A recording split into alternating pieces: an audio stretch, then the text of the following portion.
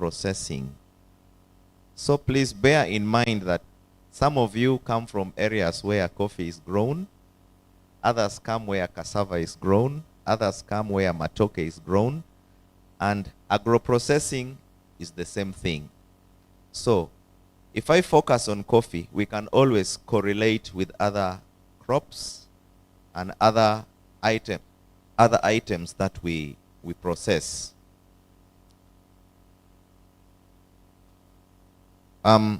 Coffee, as one of the major cash crops, actually it is the green gold of Uganda, has 5 stages of processing. We have the primary stage of processing, which entails pre-cleaning, destoning, floating, pulping, washing, fermentation, and there's a second washing.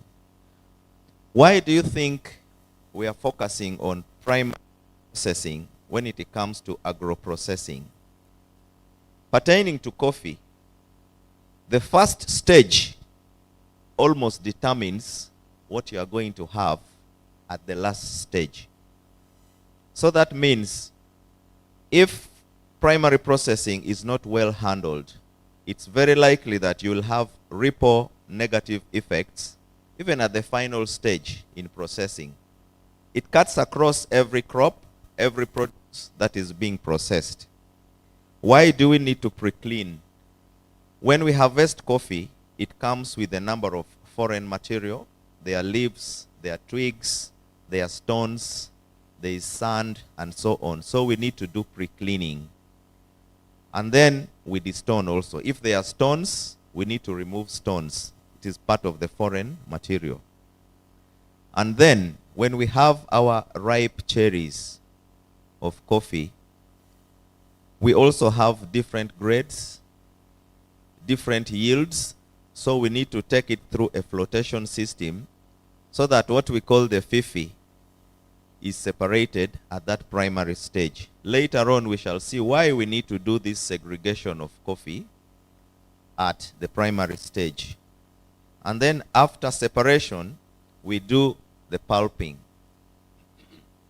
Pulping means removal of the red flesh or the pericarp on a coffee cherry.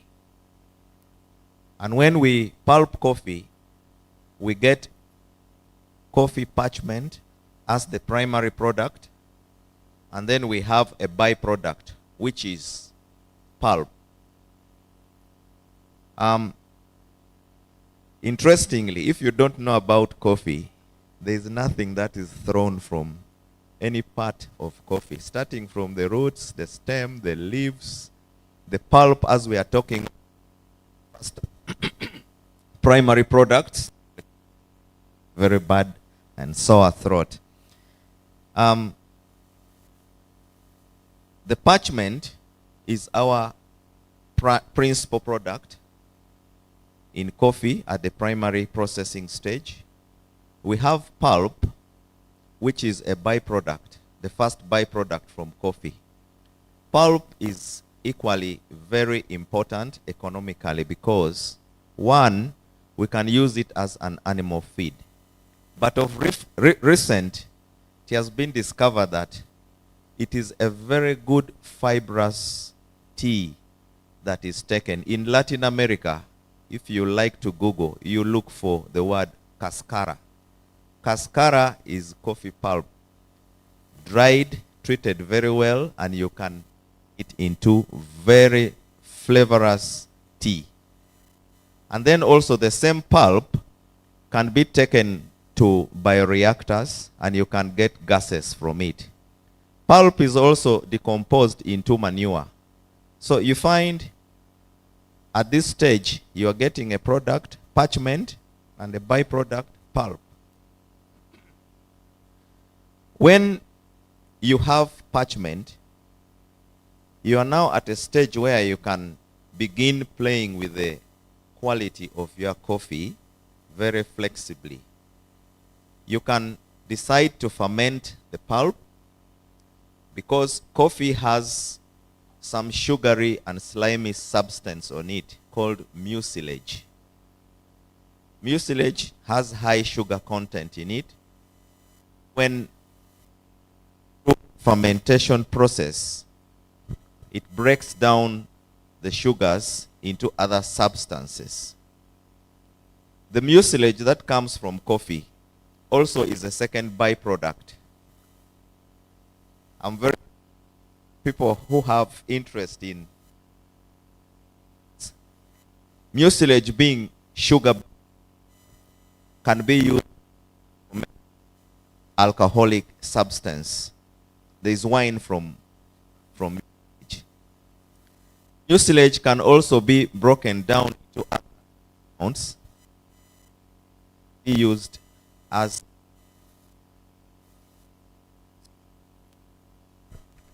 for making fertilizer, organic fertilizer.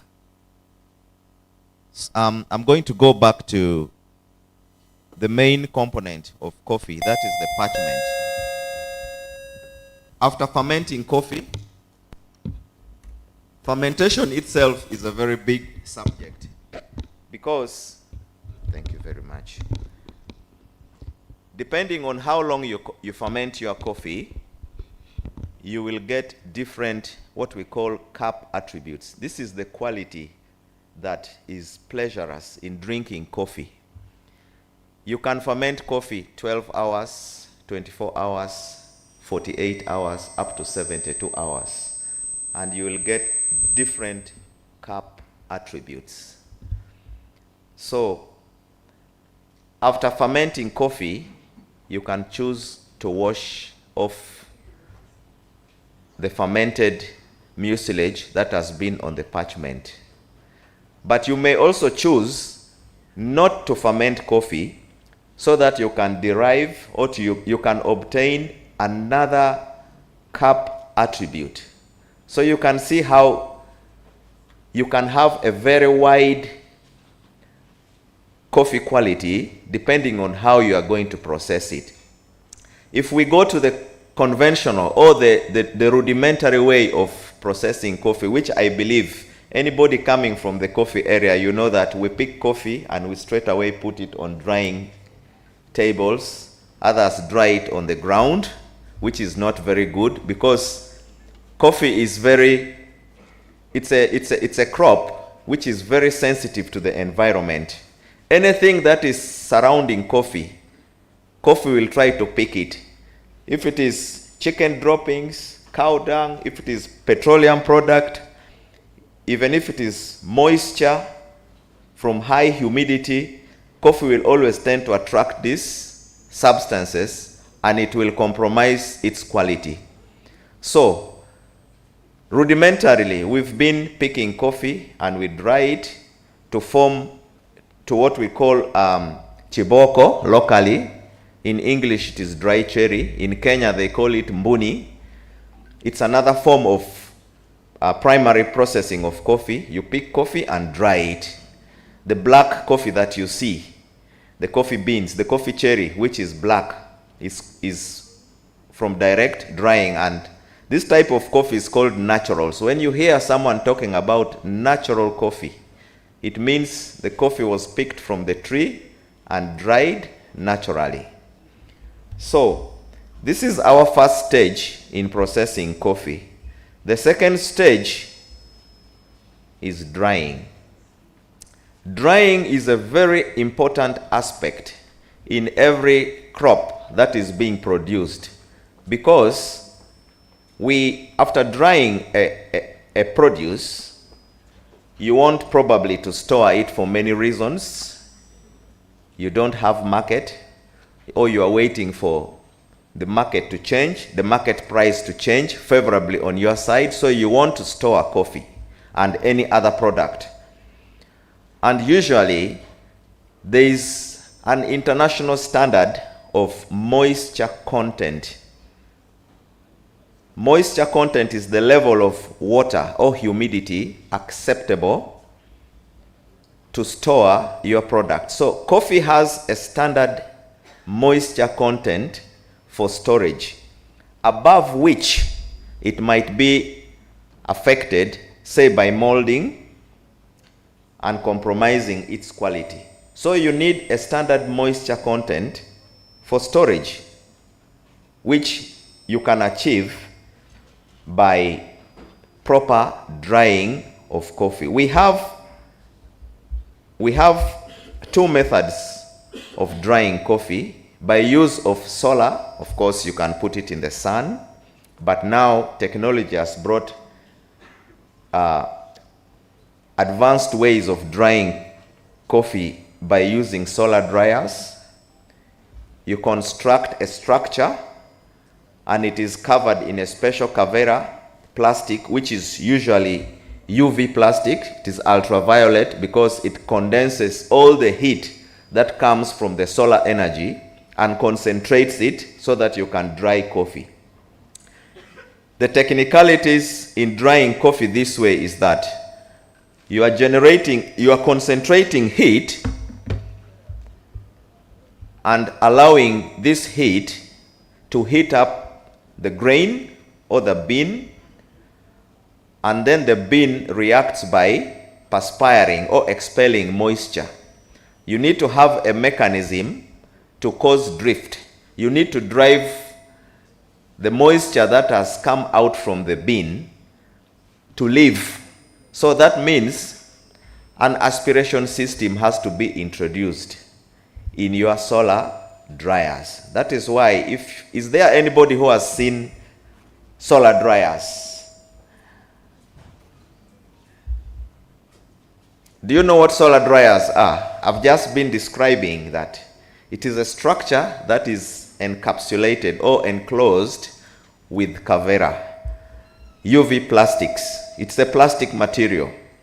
So you need to cause ventilation system. It can be using cyclofanes to evacuate the heat, the high humidity that has been created by moisture that has been extracted from the coffee. The second method is more of mechanical dryers. These are machines that are designed still to use heat which is generated from any material that can combust. It can be petroleum energy, it can be biomass, it can be electric heating furnaces. You generate heat. The heat is supposed to be indirect heating of the coffee. So it passes, you heat air, and then you drift air through your material that you are heating. So it takes away the moisture that is being dispensed by your coffee bean and you keep monitoring. You keep monitoring the moisture content in your coffee so that you do not go below again the standard moisture content for storage or for processing. Why do we need to control moisture content? I mentioned one reason was for storage purposes, so that you do not have your product decaying. But on the other side, each crop or each product, each grain, each seed has its own mechanical properties. For coffee, if you try to process coffee below the moisture content 12.5% or above the moisture content 12.5%, you will experience breakage because you have other mechanical machines that exert pressure on the coffee bean. So the most ideal moisture content to process coffee is 12.5%. The next stage, as we shall see, after drying our coffee or storing our coffee, is the secondary stage, which entails cleaning again. For one reason or the other, you may not know where this coffee is coming from. It is well-dried coffee, but you don't know how it was handled at the primary stage. So you need to do cleaning again. You need to remove any foreign materials which are denser or have higher densities than coffee, like stones and probably metal. So you do the destoning, and then after that, the next process is hulling of coffee. Hulling is now removing the second skin, the parchment. There is a khaki skin that remains on coffee after passing it through the pulping stage. But also, if you dried your coffee naturally, you now need to remove that skin from the chiboko. That is called hulling. After hulling coffee, you get what we call the coffee green beans. But these coffee green beans, they are in different sizes because of agronomical effects. We have smaller sized beans and larger sized beans. So after hulling coffee, you still have another thin layer on the bean. It's usually silvery in color. So the silver skin on a coffee bean also has to be removed by polishing. Polishing coffee is a mechanism whereby you are introducing coffee in a frictional force. You are rubbing coffee against coffee. So in that case, you are removing the skin, the silver skin that is on the bean. After polishing your coffee, now you have very clean bean, but with different sizes, mechanical sizes. So you need to pass this coffee bean through a grading machine. So we grade coffee in two sizes. We have, I'm sorry I didn't mention about the types of coffee we are talking about. We have two species of coffee predominantly in Uganda. We have the Robusta coffee, which is a lowland crop. That's why you find in the central region here and some other areas in Uganda which are at lower altitude. Robusta coffee does very well from about 900 to 1,200 meters above sea level. Whereas the second species of coffee is the Arabica coffee. Arabica coffee is a highland crop which does very well from about 1,200 onwards to about 2,400. From my experience where I've moved, the highest place I see coffee grown is Kapchorwa Hills, where you can find coffee growing at an altitude of 2,400 meters above sea level. This is God's creation. The analogy about coffee is that the higher you go, the richer the cup. So, by nature, some people have been given the priority to have coffee which is very rich in the cup. But on the other side, Robusta also has its own attributes. Robusta, which is a lowland crop, has high caffeine value in it. So, you find in the market, some people have interest in high caffeine levels, like the Chinese. They do a lot of rigorous work. They prefer the Robusta coffee. So when it comes to market, coffee from Uganda is marketable, both the Arabica and the Robusta coffee. So I'm coming back to the process of grading. When you finish with grading, I hope you're following. We have stages that we are going through because we are doing analytical processing of coffee. We started with pre-cleaning, destoning, grading, hulling, polishing, grading to same size. So you can see now we are having same size coffee bean, but they have different densities because of their yield, because of how the agronomical practices was favorable for them. So you have same size but different densities. So you need also to separate coffees that are quite dense or heavy enough from those that are light, which presumably, the light ones are presumably coffee that suffered wilting because of drought, insect infestation, and probably mechanical damages. So we pass coffee through what we call a densimetric table or a gravity separator. In the village, technology started from the village.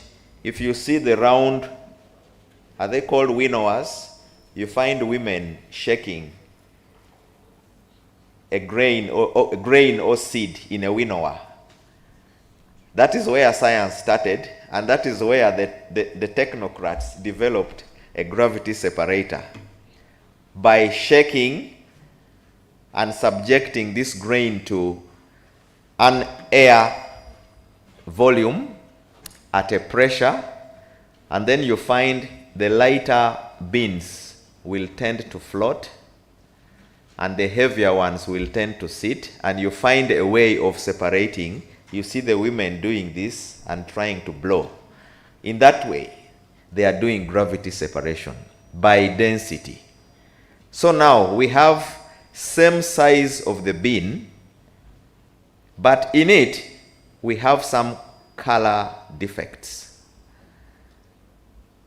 You find some beans are black, others are grayish, others are greenish, others are tawny oils or brownish. These are color defects that have to be removed. If you go to a coffee factory, you'll find a number of women hand picking coffee.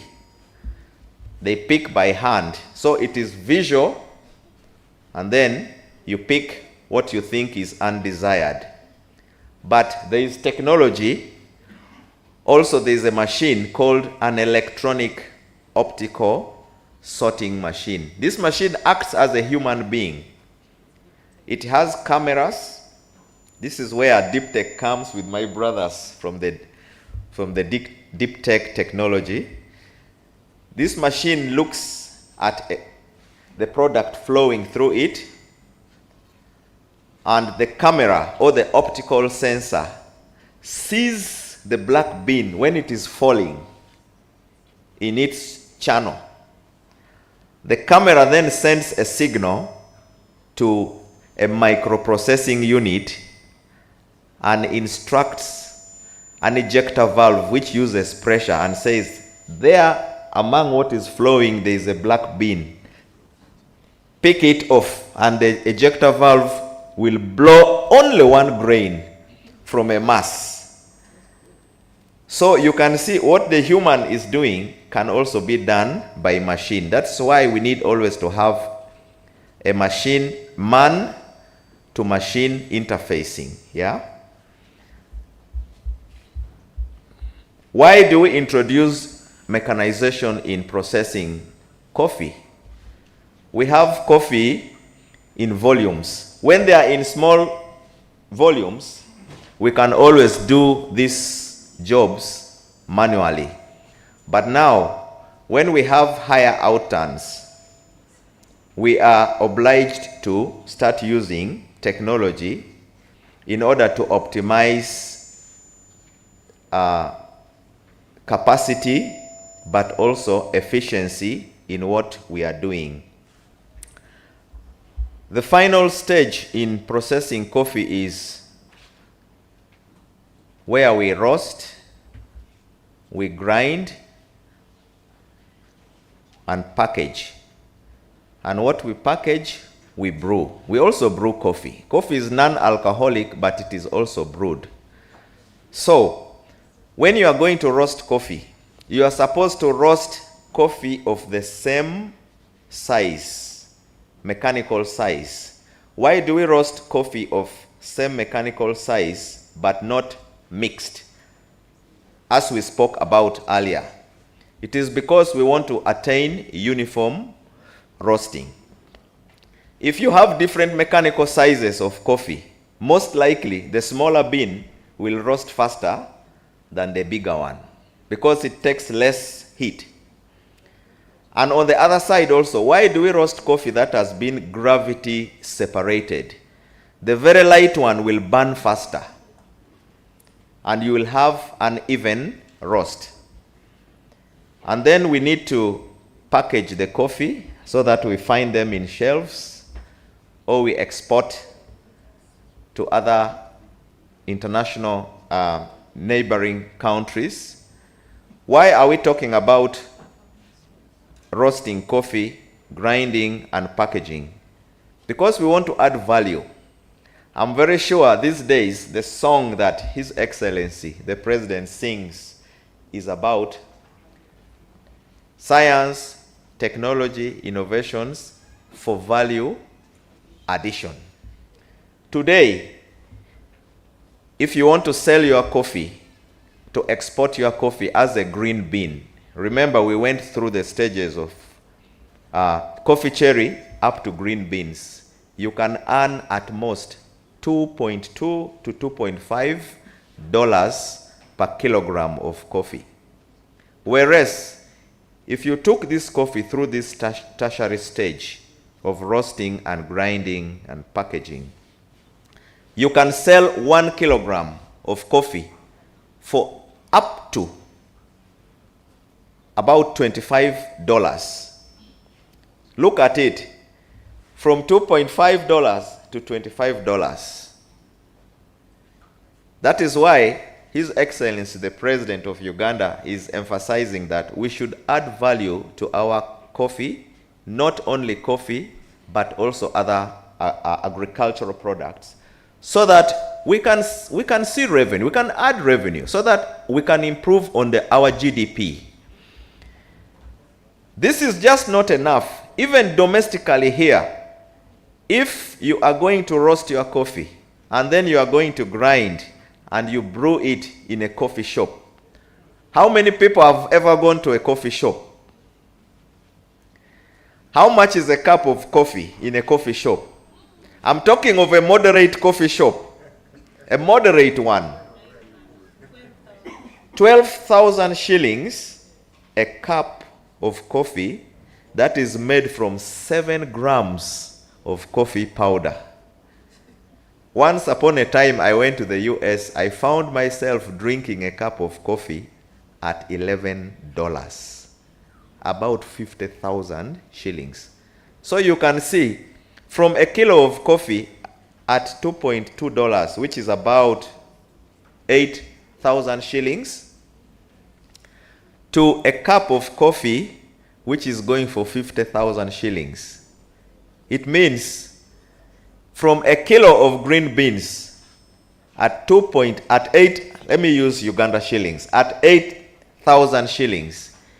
If I roast my coffee and I put it in a coffee shop and I serve my clients, I can tell you, you will get not less than 200,000 shillings from a kilo of coffee. So that is how important value addition is. So we pray and we hope that our technology is going to enhance us to add value to all our products that we manufacture, that we process. I talked about processing coffee, but my company, as I mentioned, we deal in agro-processing machines. And when I started after losing a job, and I thought I had reached the end of the road. But something told me, you've traveled, you have been exposed, you have gone to farms, you have gone to factories. I had the grace, I traveled to Latin America to train on all coffee machines. I went to Brazil, I went to Colombia, and I saw the technology that people use to manufacture machines. I used to think the Western world and Europe and the Far East, they would use only robots to do welding. I'm talking of mechanical machines. But I went and found human beings with flesh and blood like me. And they were cutting chuma, shaping them, and welding. So when I came back and lost a job, after some time, of course, I'm like, why don't I start welding? I didn't know any welding, but I believed. We have welders among you here. We have welders in Katwe there who are struggling to try and produce very good machines, But they only lack, there is only something which is missing in the link that we needed to get. So whatever I saw the other side gave me confidence that this work that human beings are doing in Brazil, we can also do it in Uganda here. So when I opened my company, because I still needed to borrow more technology so that we can come back and we reverse engineer. Reverse engineering means you look at a phone like this, you say its attributes, its features, and you work backwards, and then you start generating your own components until you come up with another phone like this. So that is what science, technology, and innovation under the office of the president is encouraging technologists, is encouraging manufacturers to try and do, so that instead of importing everything from out there, we can do import substitution. We can do some of these things from here. Today, as I speak, I have a number of young men and women who do fabrication at my workshop. We make coffee machines, especially the mechanical machines. We started with one machine, the pre-cleaner. We did the destoner. We did the hurler. We did the grader, the gravity table, as I was enumerating. And today, as I speak, in the secondary processing, we've done all the mechanical machines, which we have the capacity to put together to form what we call a factory. 20 years ago, I didn't know that we could make a factory from Uganda. And the welders that I use, the electricians that I use to build the control panels and so on, they are like you and me. I have unskilled laborers, I have semi-skilled laborers, I have very highly skilled laborers. My mechanical engineer is from Kyambogo University here. I'm also a product. I'm a Kyambogo alumni here. So we have the capacity to beat down some of these things. We have to demystify, as our theme states. I want to show you a factory that, this is the latest factory that I installed somewhere in western Uganda, in Rubirizi. Whatever you see there is made in Uganda. So you can see, from pre-cleaning the control panel up to the last stage is made in Uganda. I encourage you, the youth, as the sun sets for some of us, we want it to rise tomorrow so that you uphold Uganda as our country. Thank you very much. I don't know if there is any questions right now or it will come in later after that. Thank you.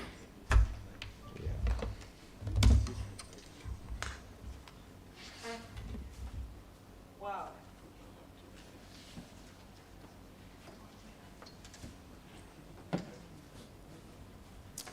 This is very exciting for me. And I remember last year, when we were in this very space, still demystifying science, technology, and innovation, one of the speakers talked about Uganda making electric vehicles. And someone in the audience asked a question, said, are we making them or we are just assembling them? And I understand that many times, because we have grown up in times when we have not had things that are made and built here, we sometimes get skeptical about what we can do. I don't know whether this has been because of the colonization of our brains. So for me, I feel very excited when someone stands here and is not just telling us stories, but can show us what they have done. The first group that talked to us kept a lot of things away from us. If you can reach there and, what do you call that? A green room. A green room. I remember the first time I visited, I found someone putting on a suit. What do you call that suit? Motion capture suit. So I found someone putting on a motion capture suit. It is full of sensors. So when he opens his mouth, some sensor picks that and puts it somewhere. And we have seen all these cartoons. We see people flying around, people somersaulting, people falling down. In actual sense, they actually don't fall down. I saw everything behind the scene. And this is a space that is in this country. People travel from Nigeria, travel from South Africa to come and build their content in this country. Now, I may not be very excited about the cartoons, but one of the things that of recent I've been following is Spranky. How many of us have seen our children watch Spranky? Is it Spranky? Sprunky. So now every time I see those things doing whatever they are doing, in my head, I'm looking at them and the gentleman who was putting on the motion, the suit in the lab. And for me, if we have not visited the incubation spaces in Namave, even the schools, please have time and go there. You will have the continuation of demystification of what this country can do. And I see great potential and capacity in this country. So our next speaker was intentionally chosen to demystify a mystery that someone was trying to bring to our heads last year. I told the prof that much as we had something in line with this, we will have it and we will listen from the horse's mouth. And this also will be helping us to see how can we leverage green mobility for all these sectors. In agriculture, most of our farms, we actually don't use a lot of mobile stuff.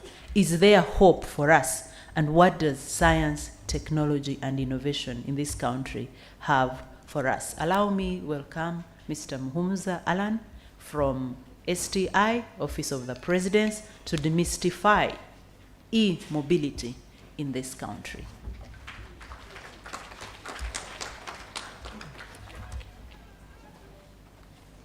I'm using my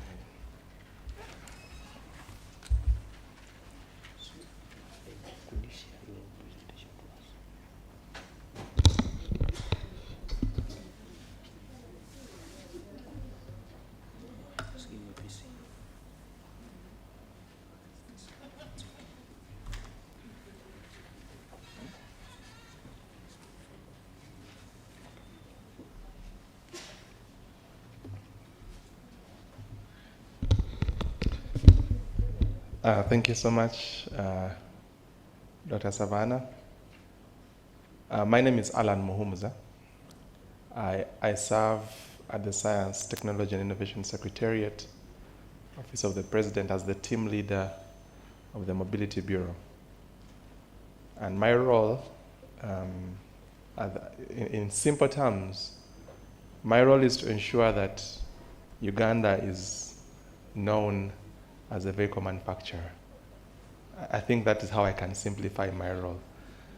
And not just manufacturing the vehicles, but even the parts and components that go into these vehicles. I have a target to make sure that we are contributing $62.5 billion to Uganda's GDP by 2040, which is the value that is currently around Uganda's GDP. So I need to be contributing currently Uganda's GDP alone in mobility by 2040. And maybe the people in this room, 2040, some of you will have added a bit more years. I think all of us will have added a bit more years. And you should all be contributing to that dream. So as I wait for the slides to get on, Dr. Savannah highlighted that there was an interesting conversation in this room last year. Everywhere I go, that conversation follows me. Before I worked for the Secretariat, I actually was with Kira Motors Corporation, which is making the electric buses here in Uganda. And I think that fundamental question, when people, even before they ask if you're manufacturing or assembling, People say, but we don't even make toothpicks. How can we start making cars? You know? That statement is very loaded. It shows, one, that we don't believe in what we can do. We think we are too small. We are too incompetent. We can't start jumping for big things. Let's first start with small things and first figure those ones out. But the truth is that all of us have different callings. You know, these guys here, the things they are doing, I find them to be magic. Because I don't understand them. I like them. I love watching animations, unlike Dr. Savannah. I like watching animations, and the creativity really comes out. There's no limitation. The limitation is you who's doing the animation. But the tools enable you to do crazy things that can't be done in a real environment. So each of us has a unique contribution we can make. And I don't think we should be defined by the labels that have been given to our societies, our families, our country. We should demystify all these things and show that we can actually do it. I don't know if my presentation is ready, but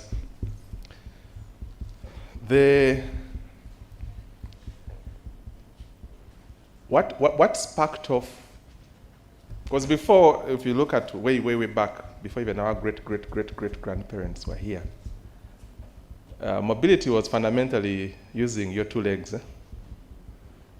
And if you were to move from here to Mbarara, and you had a meeting there, God help you, because you might even reach when the person you're going to meet has moved on. But in about 3,500 BC, the wheel was invented. And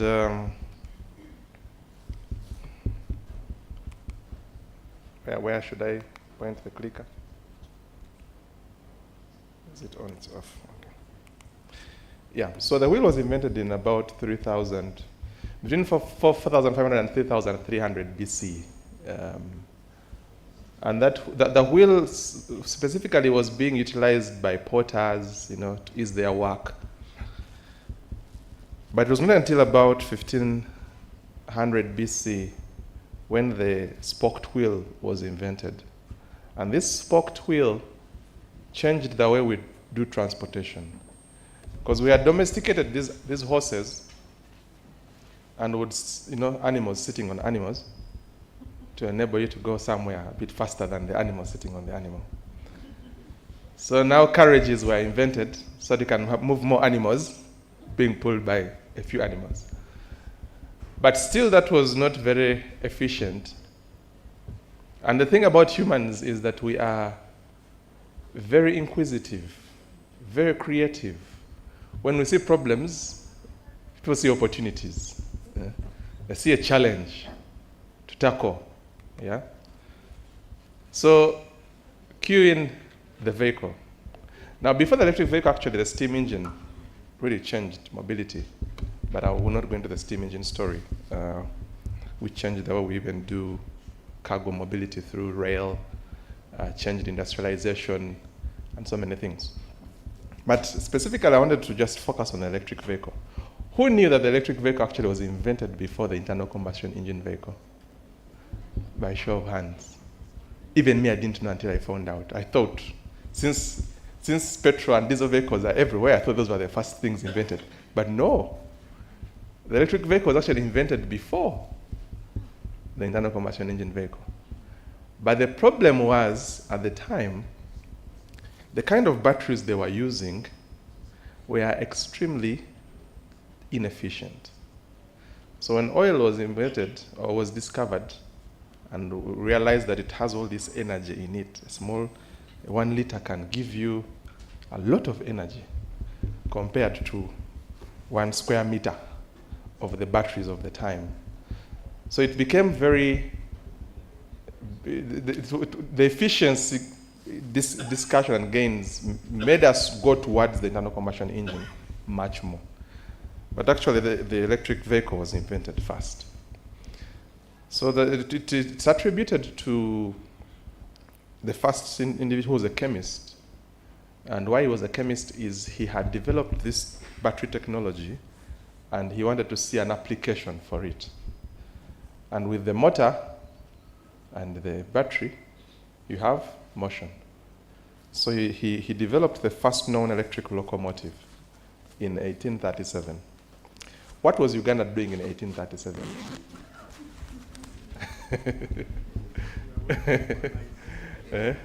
What was happening in Africa in 1837? But you know, for me, I do not. I think at that time we were comfortable as Africa. When you start going up on the tropics, they have too many problems, which we don't have. They have to deal with changes in the climate. This season it is hot, then the next season it is winter, then the next season it is what? So many things they have to contend with. So they have to use nature, the God-given wisdom, to seek out the mysteries of nature and tame nature. But for us, we are living in luxury. I mean, you want to eat something, you're fine. You know, we're living in peace, in harmony. There was very little to worry about, which in a way worked to our disservice because they managed to technologically advance faster than we could. So in 1881, the first commercial electric car was invented. That's what it looked like. If you look at the cars of that time, they were not like the cars of this time. They looked like bicycles. And then the first trolley bus. You see what it looks like? If you realize, if you see, I don't know if you can see, there's a wire. You see the wire on top up there? Yeah, you see the wire on top? You see there's a wire that's connecting to that wire? Yeah? So it was picking power directly from the grid. And that exists with those are trams. And there it was in 1882. What was happening in Uganda? Now, this is a very interesting picture. This is a 13-year gap. A street in New York called Fifth Avenue. On the left is 1900, when we were signing an agreement here, the Uganda agreement. You can see that street, it is packed, right? But those are actually horses pulling carriages. And you see a circle, a red circle. That was the only car in that picture. Now, 13 years later, 1913, same street, all of them are vehicles. And that small circle you see is a horse. What does this picture show? How fast and quickly technology can evolve to the point that just a decade later you can no longer recognize what you see. If in actually Carl Benz is attributed to have said, Carl Benz is the inventor of the Benz, is attributed to have said that if people had asked me if I'd asked people what they wanted, they would have said the faster horse. Because they didn't know what a car was. Yeah? So these stories are to spark that you shouldn't be thinking in the box. Yeah? If you see the box here, get the box, look at the box, throw away the box, and then do some thinking. Because most likely the solution you're looking for has not yet been invented or hasn't been thought about. So let us not be limited by what we know. Let us take that risk to explore the unknown. Now in Uganda, the first car was brought in 1906 by Sir Hesketh Bell. It was given to Daudi Chwa. That's the car. That is the actual car. That is the picture. This car, it arrived in 1908. Now, the interesting question that one could have is, where were the roads Where were the fuel stations? Now, these are the same conversations we're having now with electric vehicles. Where are the charging stations? Should we first set up charging stations everywhere? The chicken egg problem. What should come first? The chicken or the egg? But you know the solution to the chicken egg problem is God, who says, let there be a chicken. So Sahesketh Bell, let there be a car. And then everything followed around it. And then more cars came. Now the interesting thing is that in that time, Uganda actually was assembling cars. We had 6 assembly facilities in Uganda within that period when the cars. So we were predominantly using cars we were assembling here. Then later we shifted to new cars we were importing. Then before we knew it, 85% of the cars we import are used, being dumped here from Japan.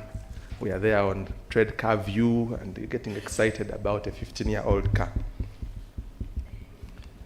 That is the reality.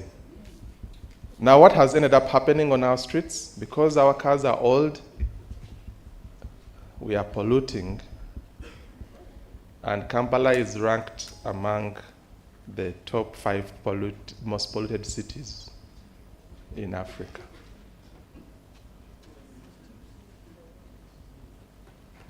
Now, it's not only Kampala that is having this problem. Beijing had a worse problem. There was a time when in Beijing you couldn't survive there without a gas mask. It was not possible. Until they put their feet down and like, okay, we're going to do something about this, pushed out all the industries, started saying you only drive electric cars and things like that, and now the air quality has drastically improved. So this is what is now causing a shift. I've given us that history because you get to see what has caused a transition. And right now the discussion is how can we have sustainable mobility? Now Uganda's journey has been an interesting one. We started to do something in 2007 at Makerere University, working with Massachusetts Institute of Technology. And a team from Makerere actually developed, working with a team from MIT and other universities, developed the Vision 200, a hybrid proof of concept vehicle, which was actually showcased in Turin, Italy. And when the team came back, they realized that these things are not rocket science. Even the rocket sciences, there are rocket scientists who know the rocket science. So that is when we saw the Kira EV, the green car, those who have seen the green car. That is the genesis of that car, which was launched in 2011 as Africa's first fully electric vehicle made in Africa by Africa.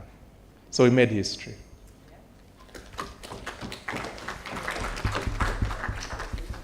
In 2016, we made more history by making Africa's first solar-powered electric bus, the Kayola solar bus.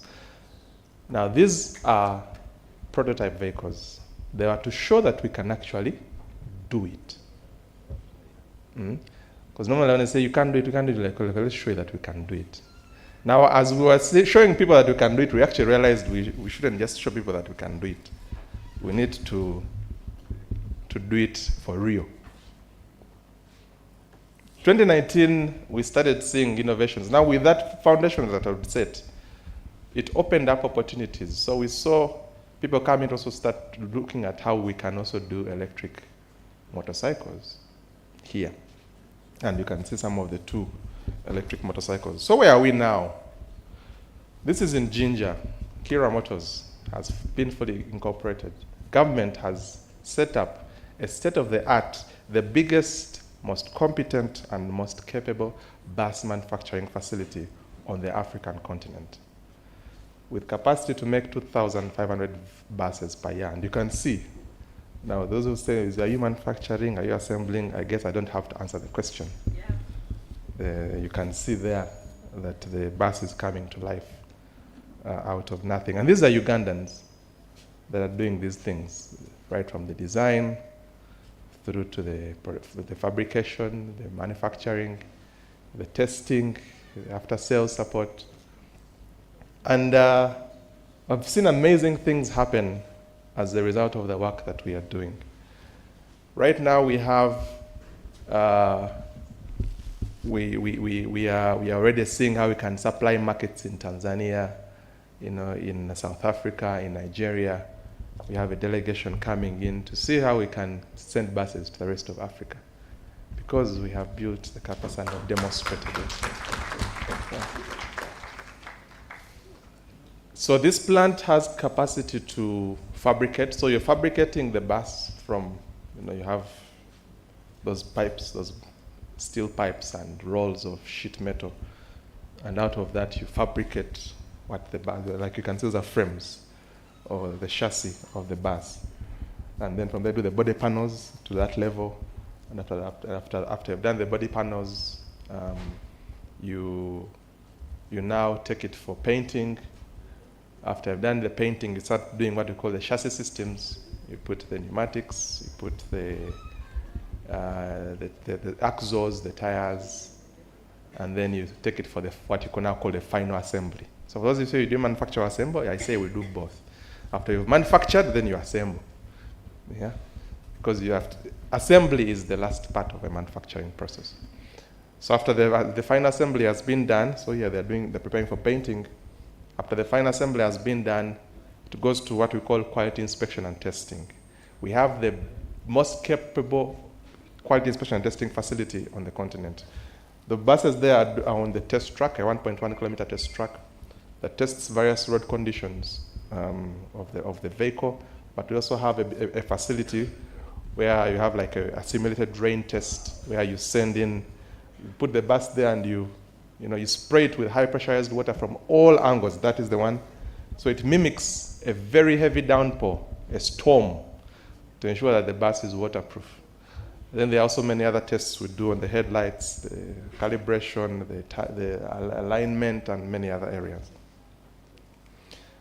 Now this is the two-wheelers, the bikes I was talking about. One of the players that is doing fabrication of these bikes here. And the most important thing, which is the powertrain. The powertrain constitutes of the battery and the motor to drive the vehicle. That is Ugandan technology. So at the Secretariat, we have organized the entire ecosystem. And these are all the players in e-mobility. Over 80 players in many areas. So e-mobility is not just about engineering. Yeah. Yeah, because even after you have, before the engineering, you need to design. Yeah, you need to figure out the design. Now, after the design, you go to the engineering. After the engineering, the engineers are not the ones who sell the vehicles. They're not the ones who finance the vehicles. Yeah, they are not the ones who do the policy. Maybe they could, but they will not be doing it as engineers. So there's a lot, the digital infrastructure. Now, I've been talking about deep tech. The input, maybe I'll talk about it a bit later. Let me not preempt. So I've put in place the National E-Mobility Strategy that is putting us on a pathway to become a net source of e-mobility solutions in Africa. And this has 7 priority areas, which I might not go much into. But our target is that by 2040, we should have production capacity of 500,000 vehicles per year in the country. Right now, we stand at about 10,000 per year. We should, by that time, have 65% local content. Right now, we're at about 30%. And we should have, if you look at the charging infrastructure, I know you're looking at the human capital, the interesting programs we have set up, funded by government, development partners, where even in schools, we have a mobility club that is helping the young people like you to start to interact with some of these interesting technologies, and many other things. Now, this is interesting, this slide I put, because for you to sell a vehicle internationally, the vehicle needs to be able to be tracked internationally. For it to be tracked, the country needs to be accredited and recognized as a vehicle manufacturing country. That is where the VIN number comes in. So a VIN number is a vehicle identification number, which is a unique identifier of a vehicle.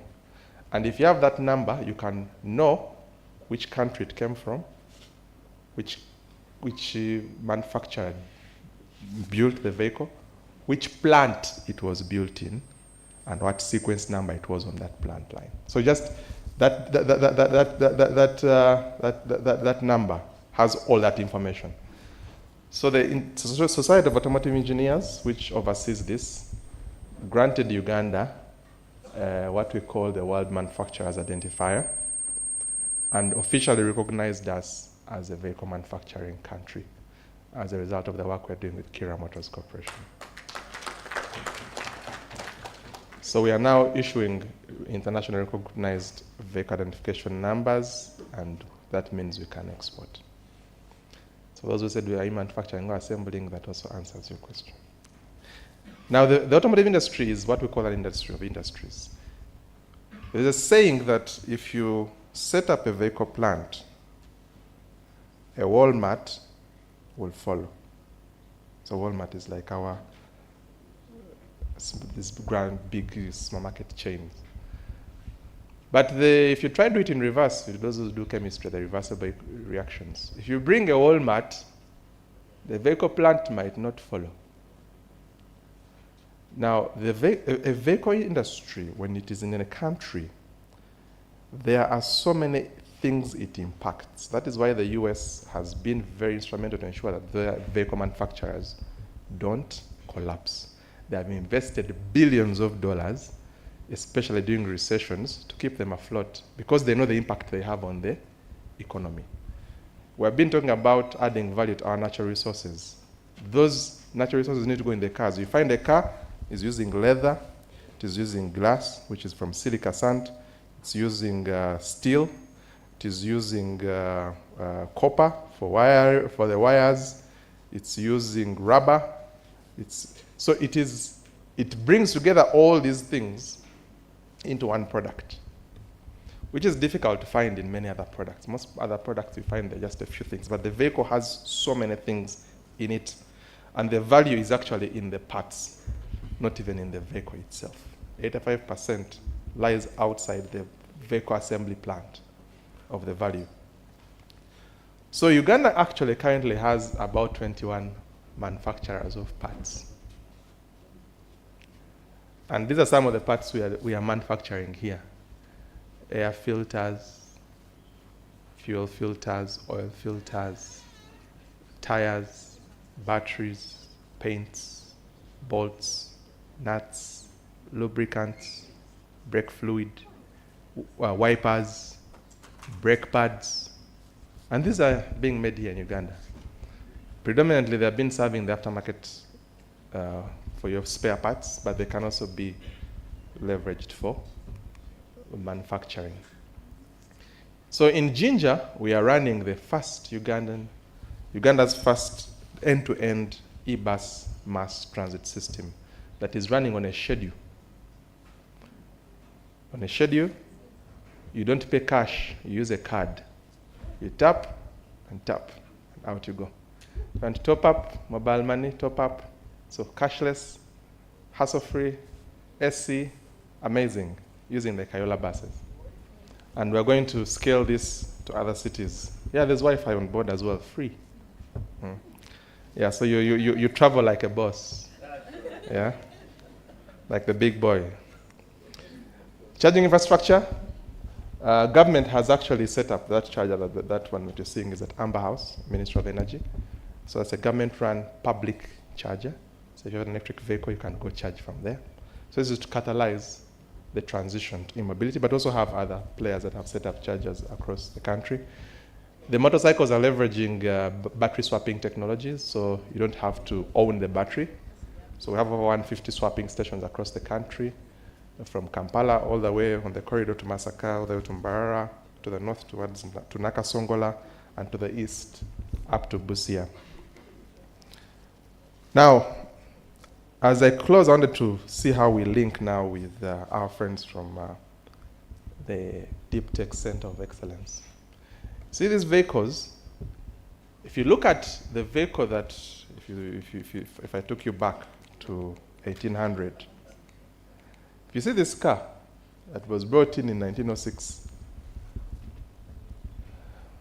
everything is mechanical. Yeah? The only electronics you're dealing with are to control the lights, maybe a fuel pump, to start it. Yeah, basic things. Even there's no wiper, you can see. Most likely at that time the wipers were not yet invented, because I think they came later. And it rains, you stop. Yeah. But now a typical car has hundreds and hundreds, 3,000 chips in a single electric vehicle. 3,000 chips. The computing power that is in one vehicle, it is crazy.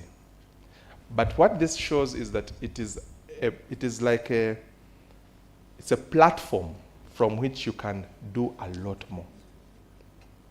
So now we are looking at what is shaping mobility for the future, where we are going for the next generation. Cars that can talk to other cars that can talk to traffic lights, cars that can talk to the cloud, cars that can talk to the road, yeah. Cars that can talk to the pedestrians. Now that's where we are going. But what enables all these things? Deep tech. The sensors that you need, the machine learning to be able to, because right now if you look at driverless vehicles, for example, we're using computer vision to be able to predict and then be able to take a decision on what should I do. Some of these cars that we drive already have some of those things, pre-collision assist. You know, when the car feels that you're not braking soon, it brakes for you to prevent you from knocking someone. But how has it known that? It has seen the person, recognized that that's a person, looked at the speed you're driving at and where the person is and the speed at which they are walking, and computer that by the time I get there, the person will still be there. So you're not braking, let me brake for you. Yeah? All that is enabled by deep tech. So the cars are becoming smarter. You know, you get in a car and you can do your work. So the car ceases to be a place where you lose time, but actually a place where you get in and you actually become more productive. And that's where we are going. Dealing with traffic jam, the car will know. Right now we do it manually. You go to Google Maps, you see where is the red, try to avoid. Now the car will know. Ahead there's red, it's talking to the other cars. This car broke down, so I need to avoid and pass this side. This side, the road conditions are like this, like this, like this. So I might need to adjust my tire pressure to allow for a gravel road so that I can become more efficient. I'm on the highway, so I need to adjust you've seen some of these supercars, they have these tail fins and what, I need to adjust so that I can lower the center of gravity, increase my speed at this time, reduce at this time. So all this is compute. Computers taking decisions on behalf of humans. That is where we're going. And that's all enabled by deep tech. Now, agriculture. Now, a vehicle that has a battery in it, which can literally power a house, what else can it do? It can power an agricultural equipment. The same car. So Walter will go set up his factory, and you can have a small, say, maize hala or whatever in your home, and you bring your car or the bike that you saw with its swappable battery, and use the same battery to be productive in your home. And when you're done, so you see how now energy access becomes easier? Because all these cars now are becoming energy devices with wheels. So the question is, what can you do with that energy? What can you do with that technology capability that is in those vehicles? And these are all things that we need to be thinking about. So let these be the things that you think about as you're dreaming at night on your future. Don't dream about the things you're seeing. No, dream about the things that you will create. not the things that are already created. Those ones are already here. So there's not much to think about. Think of the things that have not been thought. So I'm just throwing things out there for you to see the opportunity that this could bring. You know? Right now we are facilitating research for a vehicle-to-grid technology. So vehicle-to-grid means, because if you're charging your car, you're picking electricity from the grid, the power line, to the car. But the car can also send electricity back to the grid. Yeah? So we have what we call peak and off-peak. So during peak time, there are very many people connected. Everyone is asking for electricity. That's normally when you go back home. Everyone is asking for electricity. So the grid becomes a bit unstable for those who realize power dims, because everyone is demanding at the same time. So what happens in those cases, these electric vehicles, which most likely are sparked at night, can then send power back. And you, who owns the car, can actually earn money by sending power back. And during that time, electricity is actually more expensive during peak time. Then off-peak, when no one is using the power in your office working, then it charges. So you see how you're stabilizing the grid so that you try to bring, instead of having that spike, brought down, and what is down goes up. And that's how you start stabilizing the grid. That's how you start also having more revenue streams at a household level and more exciting things as well out of it. Now, those two pictures are of two bikes in Uganda. They are electric bicycles. And I know they're right now working on the technology. So each of these have a small battery. So picture, those of you who have seen some of our people with matoke, with cans of milk, cycling, going uphill, pushing because they can't cycle. Now the battery is able to kick in, give you the power, so that you deliver things faster and you do more trips and earn more money. But also, because you have a battery, you can actually put a cooler on the bike and to be powered by the battery, so that you can have, and if you're transporting milk, yogurt, then you're not worried about things going bad. You increase your shelf life, it's vegetables. So you can see the exciting things that start to become possible. Instead of buying a whole van, which is a refrigerated van, you can have a small refrigerated van on your bike. And before you know it, you're actually earning much, much more. So these are the opportunities. These are the linkages. And I hope I have sparked something in someone, even if it's one person, it will be enough for me, who will be developing and think about the technology for the future. Thank you.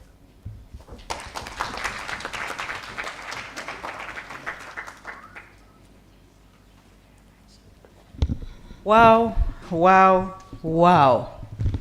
I am glad that this has happened today. I had a number of questions for our team here, but I'm getting tempted to open the floor for questions from the audience, because I want to believe we have been sparked. But there is one thing that I wanted to ask.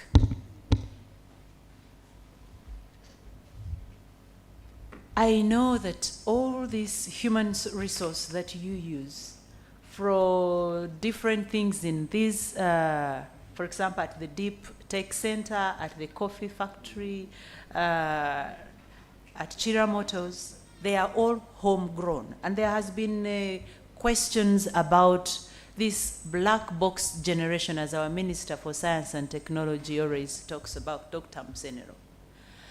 In your view, as a team that has interacted with this human resource that is homegrown, because all of you have talked about working with people from here, and as an education institution, we would want to know, is there something you think we need to do differently, or you are happy with what we are doing and we are actually good to go in terms of the deep tech, in terms of value addition for our agro products, or even in terms of e-mobility, especially that we are taking the lead on this continent. I think I would be interested in hearing from each of the groups in terms of this. And I could start with the deep tech team. Hello. Based on your question, I can only answer from my experience. A lot of the people that we've worked with have also been self-taught, but also had mentors in university, like Huntington, Kyambogo, who, from my perspective, is the best 3D artist I have ever seen in Africa.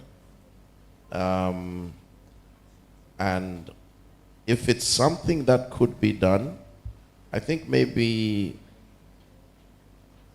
mentorship programs, you know, something that does inspire people to not stray away from the mainstream education, but something that at least holds their hand as they venture into something that might not be available. Just because it's not available doesn't mean it cannot be learned. And I believe that's what happened for him. He was doing fine art, and his lecturer allowed him to venture into a 3D software called ZBrush. And that is how the 3D artist that I know was born. So I think more of that would be great. Yeah. Thank you very much.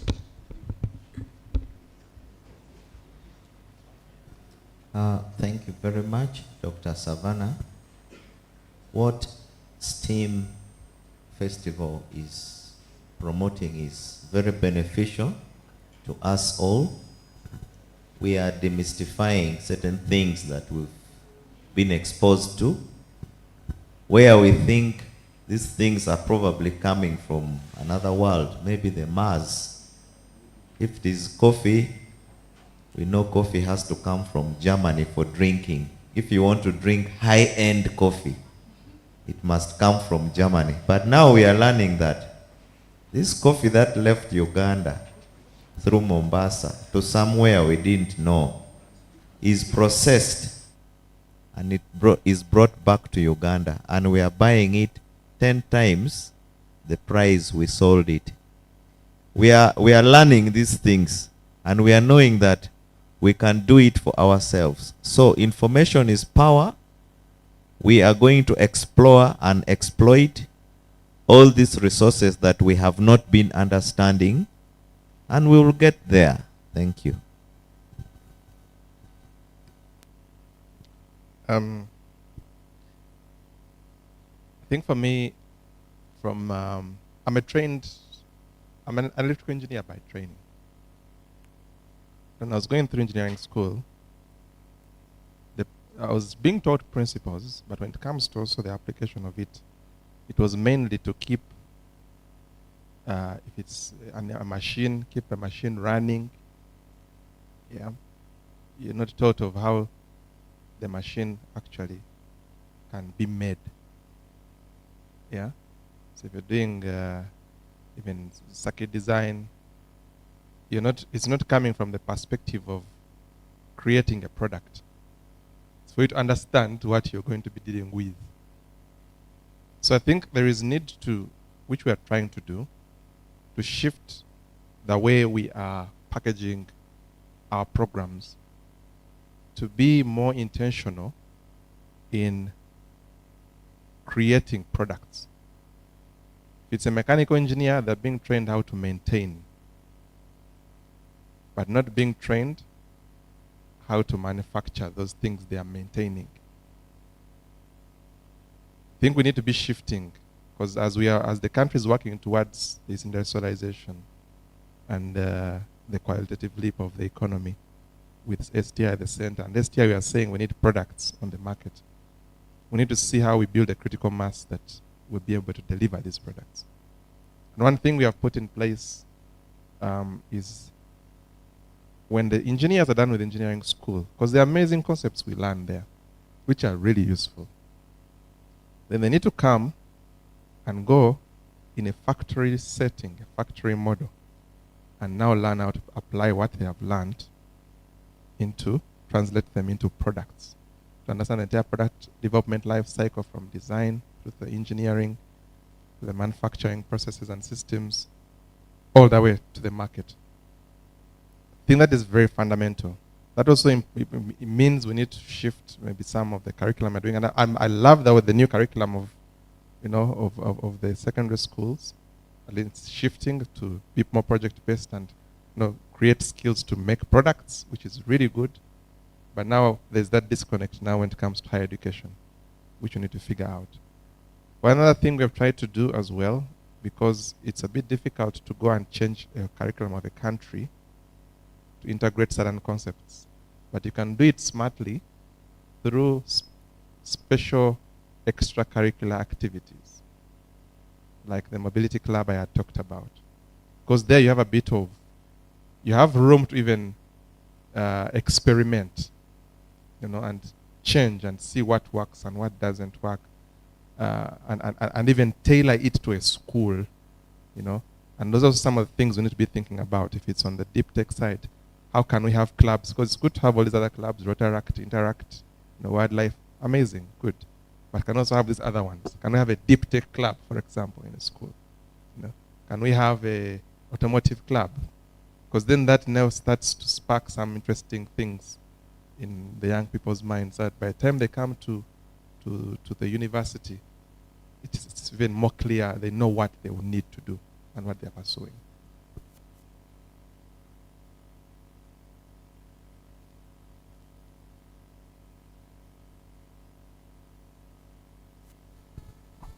Thank you very much for those insights. And as I hear you speak, and also from the stories you have told us, each one of you has a long story as to how far you have walked to this level. They started in senior 3. He started working somewhere, lost a job, and then started learning new things. And he has shared with us the story of Chira Motors. And when I think about a country like Uganda, where many of us think more about how the day ends, how I survive, could you share with us, from experience, what is that thing that kept you moving over the years as you were waiting for this? Because all these things you have shared with us did not happen overnight. The resilience, especially for our young people that will carry deep tech, will carry AI, they are excited about ChatGPT and DeepSeek and all these things that come. What does it really take? And what is that thing that has kept you for these very many years to get to the realization of what we are enjoying today, seeing it made in Uganda? Thank you, Doctor. They say Rome wasn't built in a day. So for us, what kept us going is that we tried to build it in a day. So you're like, what are we going, can we try and build it tomorrow? If today you just build one house, maybe we can build the other 1 million houses the next day. And then you just keep going. So it's basically the motivation for the passion that you have. So along the way, we managed, as much as we wanted to make video games, as much as we wanted to make animations, we didn't know how, but that didn't stop us. So to some extent, the skills that we learned were applied to what we didn't know. So we sort of figured out that there's a lot more we don't know.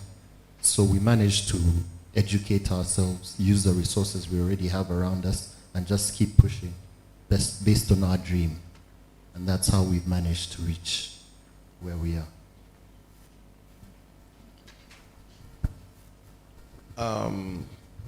Exactly what Philip said. And also, I think one key point was also every challenge doesn't have to be a bad thing. Sometimes, I think Philip has witnessed this, I get really excited whenever I find something that I cannot solve. And one of our video games, I think I have deleted it 10 times, and he doesn't like it. But every time you encounter a wall, it doesn't mean that you give up. It's just something that you haven't solved yet. Or when someone says, that won't work, that's just something they failed to solve. It doesn't mean that it's something that you will not overcome. So I think it's also falls back to what I spoke about earlier, mindset. You just have to keep a positive mind. You have to know that there will be challenges, but it is not a guarantee of failure. My uncle likes to lecture me, and he likes to say consistency of persistence, and you'll get there. And his story was, he started off as a houseboy, and now he's a lecturer in a university in Cape Town. So if that doesn't inspire you, I don't know what will. So consistency of persistence. You just have to keep pushing. You have to keep trying. And if it's difficult, that means the reward is bigger. So just because something seems negative does not mean you have to see it negative.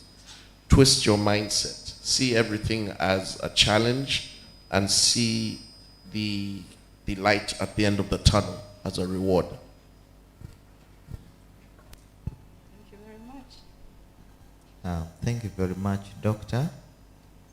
One thing I've learned is that, one, you need to develop passion.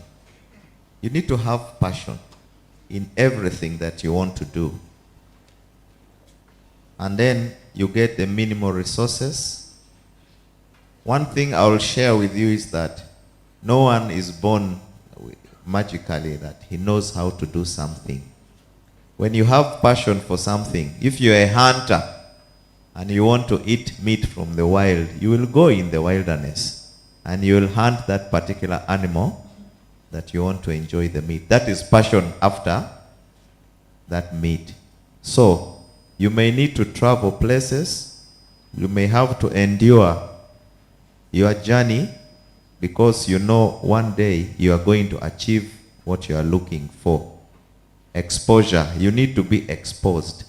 I'm sure that is why we go to school, we go to train, so that we can get empowered and we become productive. My first employment that I took was, for me, I wrote it in my heart that it was not money-based. I wanted to be knowledge-based. I worked for a company that cuts across East African region, and where there is no, where there is no money line, my fellow technicians would always shy away and they don't go. But I was always open. When they say, Walter, go to Burundi, Walter, go to Kenya, I'm always going. There is no money line there, but me, I knew there are certain things that I didn't get in the classroom that I would get in the field. And I can tell you, I left Kyambogo when I didn't know how to even wire a house. I did electrical engineering. Huh? But wherever I went, I would go to Rwanda in a factory, and I would find a factory electrician, and he will try to explain to me every detail. For him, he knows this is a big engineer. Let me show him I know. He doesn't know he's teaching me. And I would go to another factory. I would see a German wiring, a Chinese wiring, Brazilian wiring, British wiring, and I put all these things in my small head here. And today, if I can say I can do a control system for a factory, it is not because I got this information from class, it is because of exposure. Today, if I talk about processing coffee, I'm not an agronomist. I'm not a food processor. But I can talk objectively about how you can control quality in processing and so on. So it is all about the passion we are talking about. Today, if I say I'm going to make a machine that does 3 tons per hour, that's the capacity of the machine. I know I can make it. I'm still learning. Now that I'm seated next to the deep tech guys here, I'm already thinking bigger things than what I thought I had achieved. That if I made my machine and I'm expecting 3 tons per hour from it, and then when I start running it, I'm not achieving it, or it is even spilling more than the 3 tons per hour, how can I control this machine? How can I make this machine think that I'm not fulfilling the objectives of my manufacturer? So these gentlemen here, they will help me and say, no, put some sensors, put some monitors, put some controllers. So you can see how we can integrate technology. We will get this thing. We will get this thing from the field. We will get this thing from information exchange until we will achieve our passion. Thank you very much.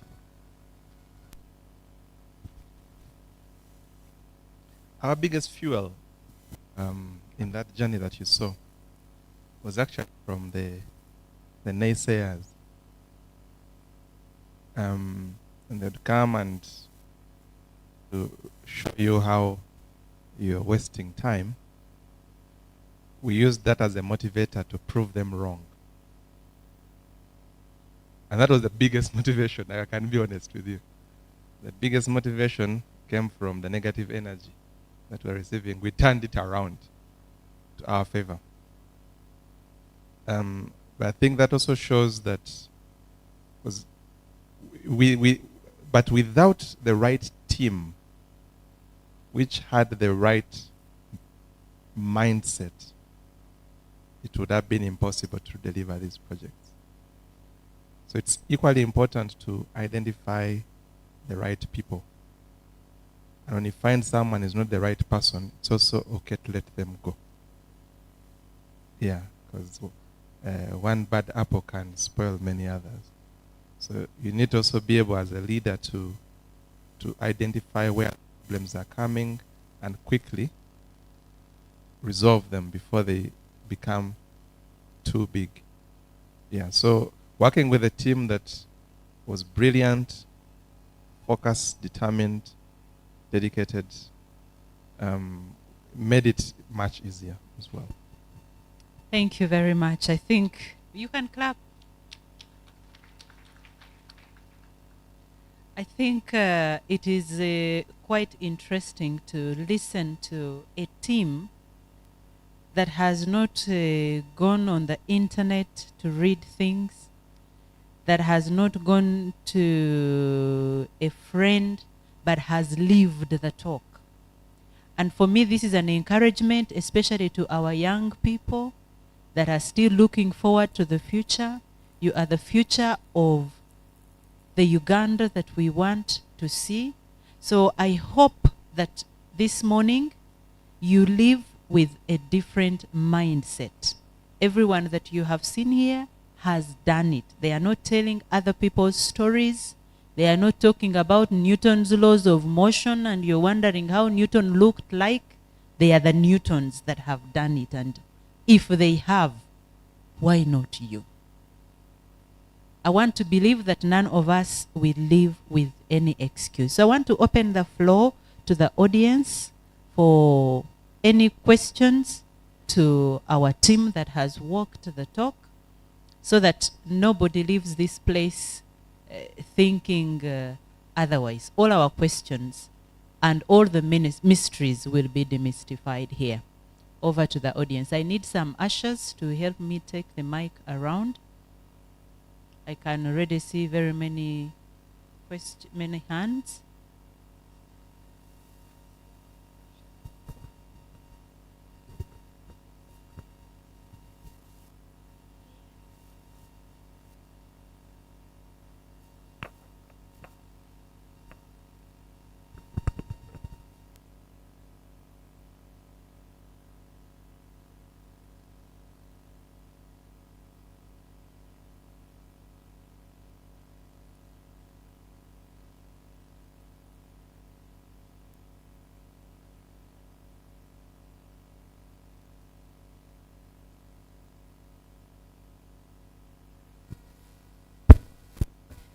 Yes, thank you so much, our key speakers.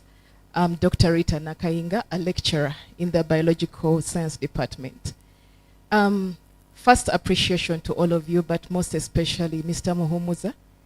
They're saying in Luganda, nti amasogo muna Uganda, omuganda, gali mungalo. I may not touch you to confirm, but I have seen. And indeed, I believe that the vehicles, all things I've seen on TV, all the vehicles I've seen elsewhere, it is true, it is happening. I'm not one of the naysayers, but I mean I'm among so many who have seen, and indeed it is true. Thank you so much. To Mr. Opoki, just a clarification. You mentioned that you establish factories that contain all the processing levels of coffee.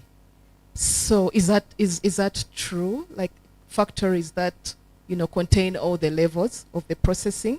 And secondly, how is the pocket like if you actually do establish the factories, the coffee factories? Is the pocket very good for us, the Ugandans? For the deep tech guys, I'm a lecturer to students who have different learning abilities.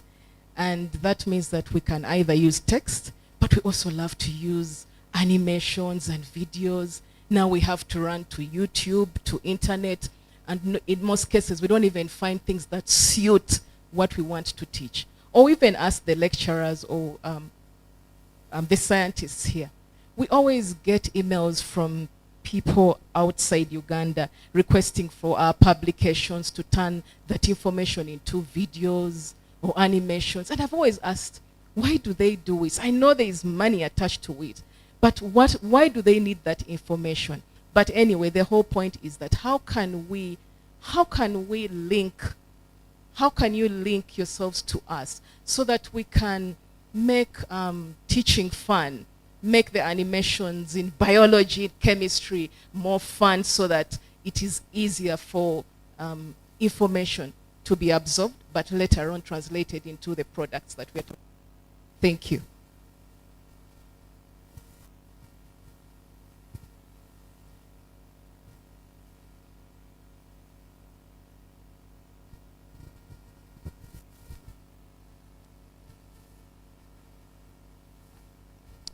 Thank you.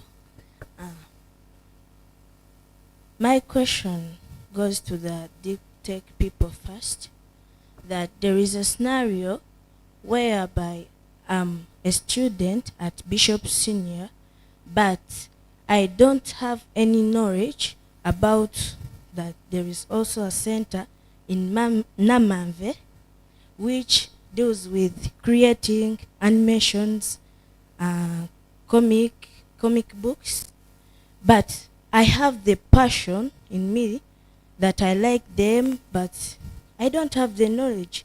Apart from attending the STEAM festival, how else will you equip knowledge in those students out there who have the interest but have no access? That even here in Uganda we can produce animations, comic books, and so on. Thank you.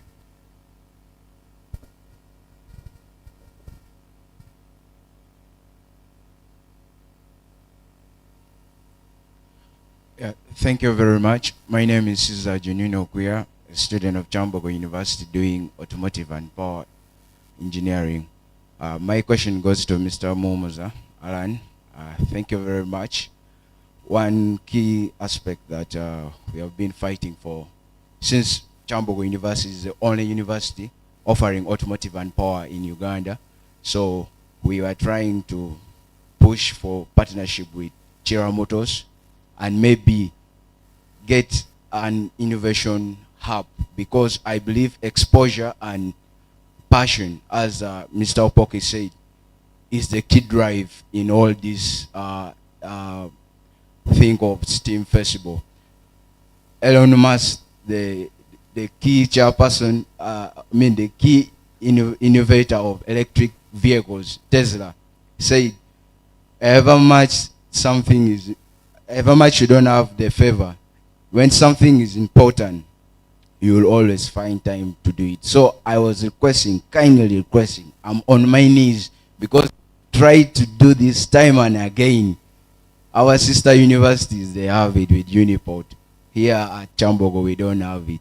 I was requesting if you would work with our VC and you bring for us an innovation hub here, such that even the sister school, colleges, Kyambogo College, Nabisunsa, I saw Luigi, these people can come in and learn these things, the linkage between the e-mobility and the deep tech will be sorted out, and you will see very many innovations coming here in the STEAM festivals.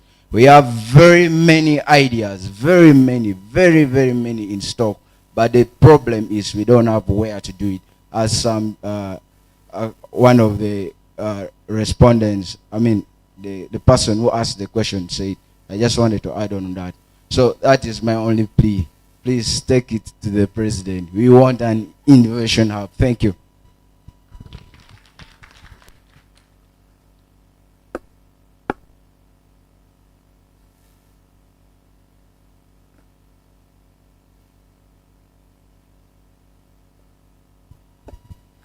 Thanks a lot to the panelists and of course the management of Kyambogo University for organizing the STEAM Festival. Kyambogo always has a special place in my life. This is where I started my career after finishing my doctorate, so I always turn up. And I'm going to the coffee processing, and of course it's quite interesting to learn that actually you can come up with a factory. And now where I'm getting to, I know that it has a lot of processes from the design and all of that, and doing all the calculations, and I like to see that the system works to a commercially viable level. Now, what I'm talking of is that supposing I'm from Germany and I've come and I've seen that this factory of yours is very good, and then somehow I just buy the whole thing. And my colleague Muhumuza was talking about reverse engineering and the like, and we reverse engineer it quite even better. So to what extent are you protecting that intellectual property, whether it's a utility model or so? Because, you know, it has ever happened in Africa several times where you have something very good and then somebody also just comes and steals the technology. And you know that they have more power to market and handle that. And of course, there are certain things like to do with user agreements. You might be using a Microsoft application, but then there's something in the process of downloading where you have to sign a user agreement. And I don't know whether you have that kind of system in place to protect your innovation and systems. Thank you.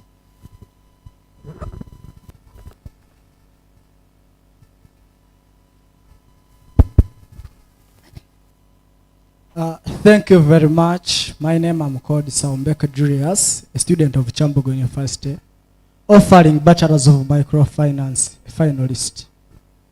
Specifically, my question goes to Managing Director Walter. You talked of coffee. Actually, I was interested in your speech and your presentation, but I noted something to ask you so that I can leave this room knowing something. You were talking about coffee processing, and in coffee processing, all Ugandans, including me, we are coffee growers. But when we are talking about sorting, adding value on coffee, you did not cater for those people who are living in Chiboga, who are living in areas of Chankwans, who are coffee growers, and they have not managed to get these processing methods, which are mostly expensive, and they are predominantly using the local ways of processing coffee, of sun drying. And you say that this coffee is dangerous on the environment through attracting some other substance like moisture. If there is petrol around, it can also absorb. So we would like you to help us and tell us the program of helping those people who cannot manage these kinds of coffee processing methods, which are mostly expensive. Thank you, sir. Thank you very much. I think we can first allow them respond to these, and then we'll take another round of questions.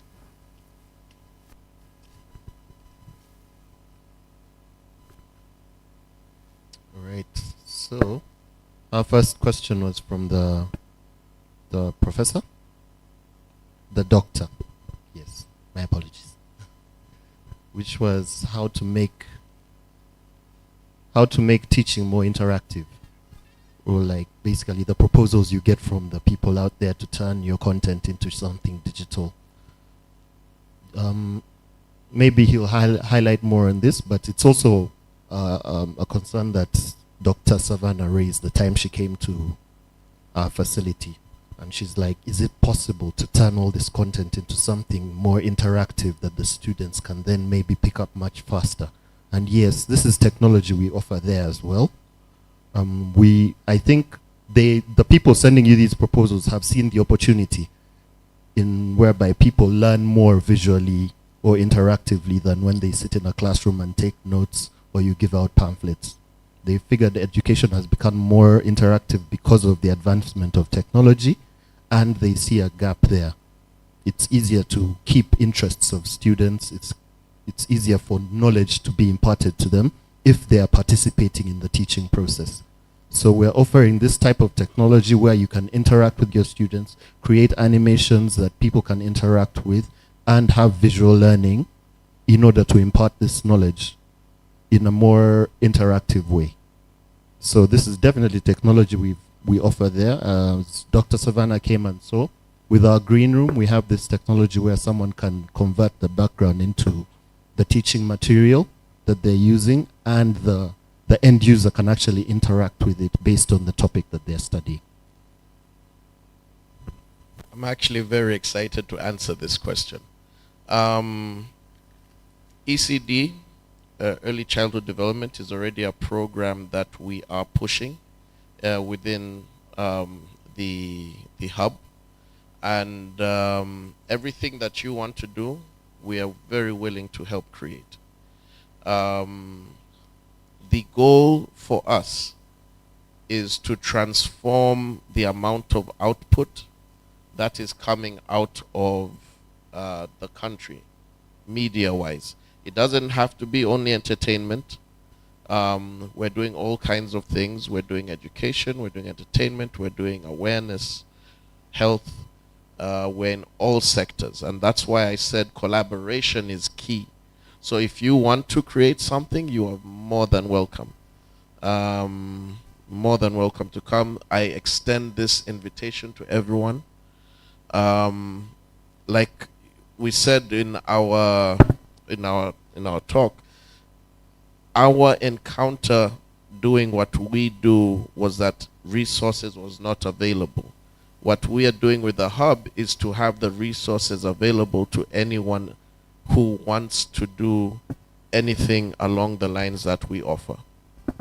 So I think I can also jump into her question as well. So in terms of how to find out about the hub, we are fairly new. We just took over the hub, I think, 2 months now. And we are planning a few social media campaigns, a few awareness campaigns to let people know that we do now exist and that we are offering this resource to the country. And skilling and training, we already have people who are training. And the best part about all of this is that we are not charging. So if you want to come and learn, you just have to show up. Or if you can't show up, we are also thinking about doing some virtual lessons, things that maybe you can access on your phone, or if you can access a computer or a TV, if you can't make it to the center. We will also be looking into that. But as long as you are interested, my door is open. My phone number is free. Give us a call.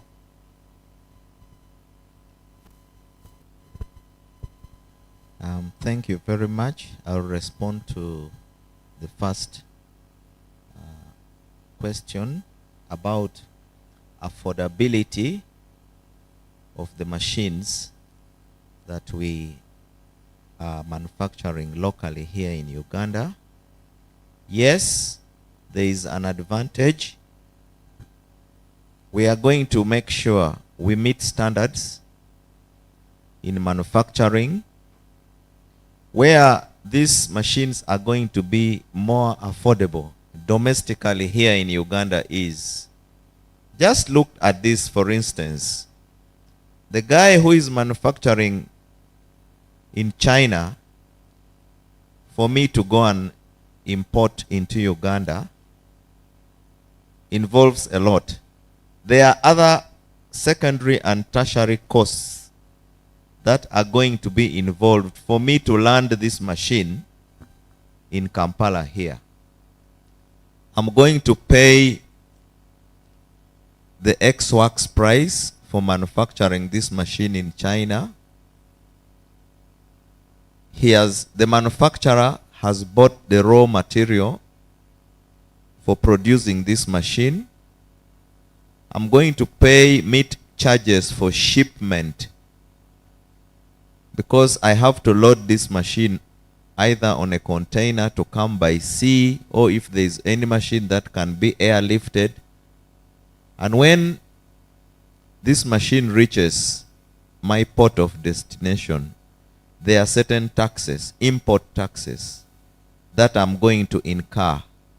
All these costs are going to be embedded on the value of this machine. Now,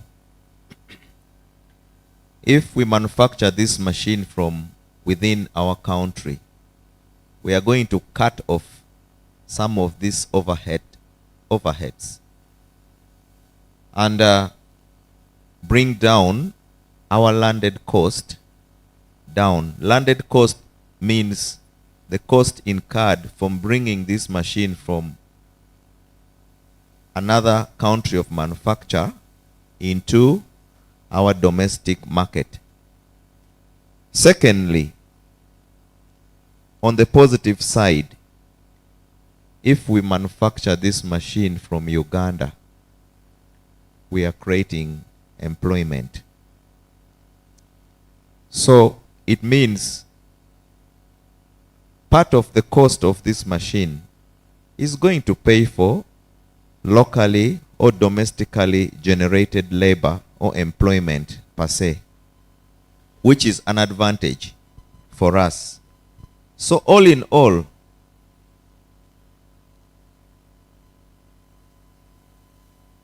we are going to have these machines more affordable if we manufacture from within Uganda. And that is what the innovations in Uganda is looking at, import substitution, because we want to have our own products, and we also create the job market for the growing population of our country. I'm going to give you just one example of a machine, one of the key machines in the secondary processing. I import this machine for about 200 million shillings. Or rather, I import to sell for about 200 million shillings. That is the coffee hulling. It's called a combined coffee huller. But this machine that we have made in Uganda here is going for not more than 140 million shilling. Same quality, very high efficiency, very good longevity, but is going for less.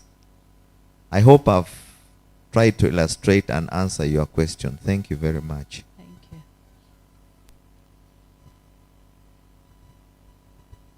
you. Well, I think mine was to take note and send information. Ah, okay. Great. Some quick update from the team that is managing the exhibition floor. Our chief guest is already touring the floor. So I want to get a quick, just 2 questions, and then we shall keep the rest of the questions maybe for lunchtime as we move around. So I had seen Peter Selvey behind there, and then a student. The questions are many, and I don't know what we'll do. Okay. Good morning, everyone. Thank you for your nice presentation. So, like us, all former students of the new curriculum, we always got disappointed when we made projects on pressure, and then after they disappear. But because they were not that quality, maybe teachers expected something big that needs machines to be in that perfect position they need it. But as we had the available resources such as books, plywood, and other local materials, so we get that challenge of we cannot afford some things. For example, for us in Form 3, we made a solar dryer. So our solar dryer was to preserve food, was to preserve vegetables, but we never had a box or metallic structure to build it properly. So we used the box and a cling film to preserve, to cover the outer, like a polythene bag. So we get that challenge of we had teachers talking about us having one project for the whole of A-level. Now this project, of course, has to be perfect, but we can't again make boxes. Of course, we are going to lose marks. So we are requesting for some support so that we also have something big which we can present as the pioneers of also this exams we are going to sit next year. Thank you.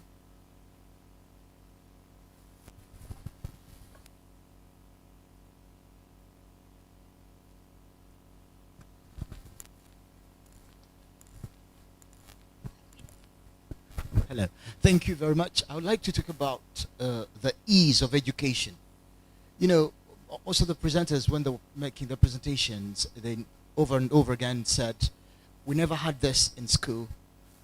I'm an electrical engineer, but I never learned this in school. So amidst students of this nature, I would like to talk about the 6 E's of education. And then the students should understand that a school will provide 1, 2, or 3 of the E's. The first E is environment. The second E is invent. The third, experiment. The fourth, exposure. The fifth, exercise. And the sixth, expertise. You need to ask, which E does this school provide? Why? Because whenever you say, I didn't get this at school, I didn't learn this at school, you seem to insinuate that school is less. You know? But that's what I wanted us to understand. Always remember that your school will provide either 2 or 1 of the E's. E again, environment, invent, experiment, exposure, exercise, expertise. Thank you. Thank you very much, Peter.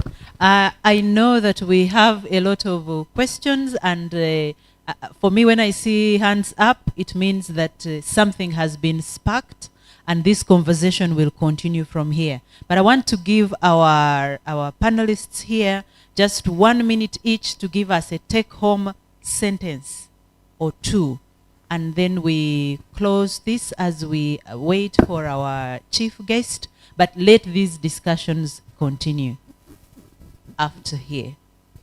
Just 1 sentence, and we receive and welcome our chief guest. Just a sentence. What can we take home?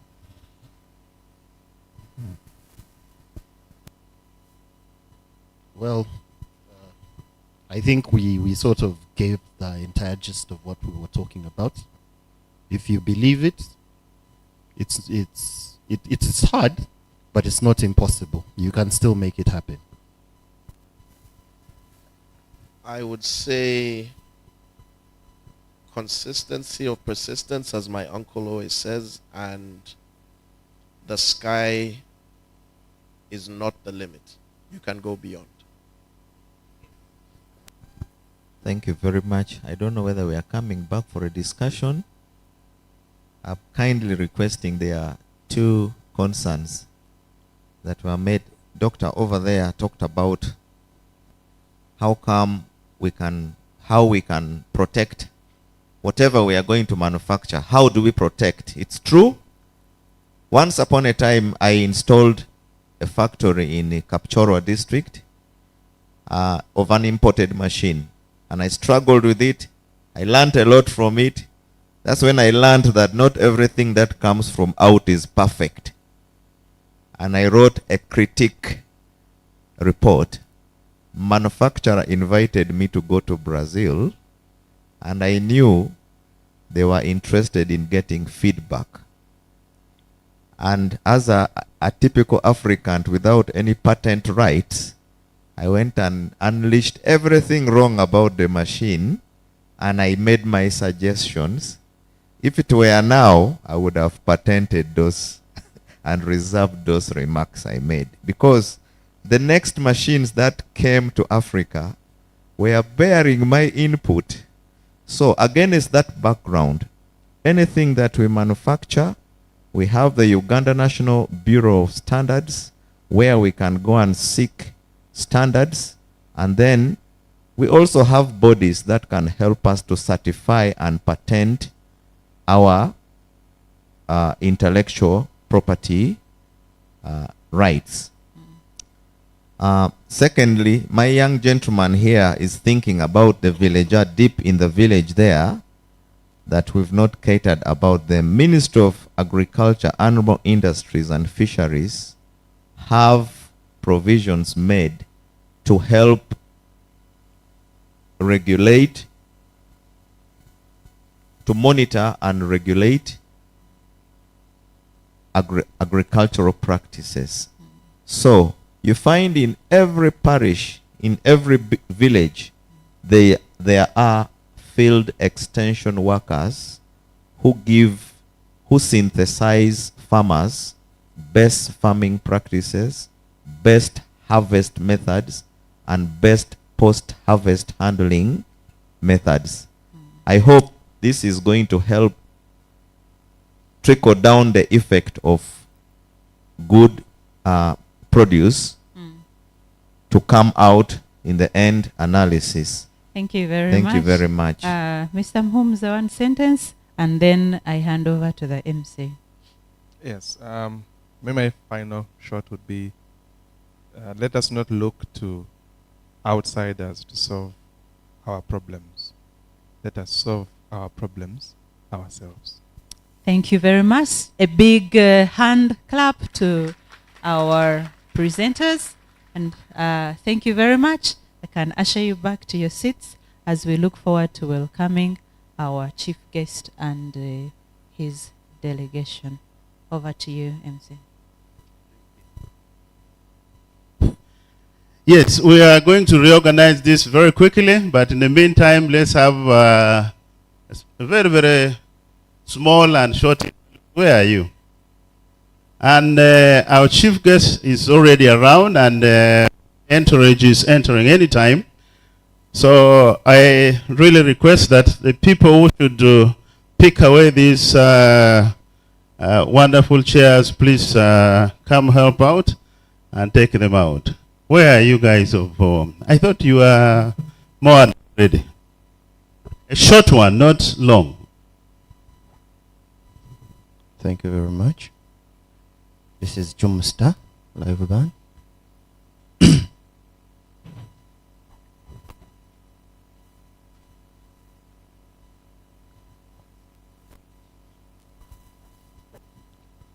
Check 1 2.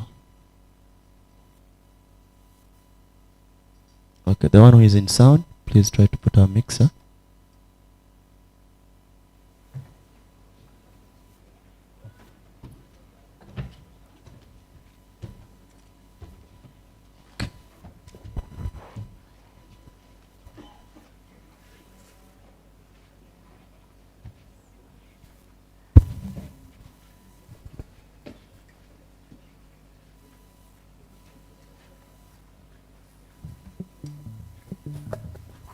Mic check one.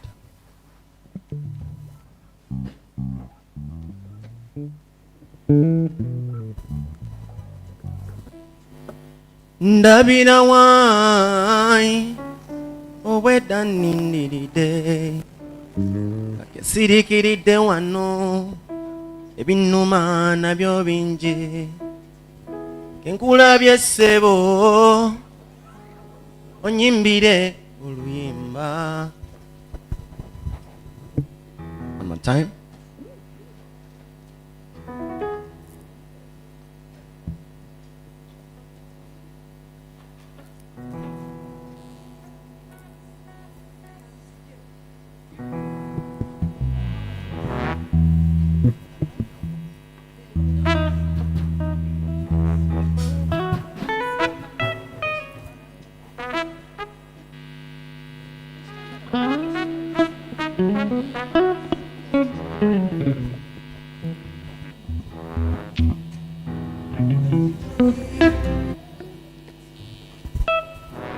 Ndabira wai oweda nindiride akesirikiridde wano ebinuma nabyo bingi kenkulabye ssebo onyimbire oluyimba kubanga gwe woyimba n'ebinuma bwe bya lugero eddoboozi lyo njagala dungi nyimba zo eddagala erimponya ennaku sebo nyimbira oluyimba sebo omuyimbi nyimbira oluyimba esanyuke onyimbira mulungi nnyo ng'ennyonza sebo omuyimbi nyimbira oluyimba esanyuke.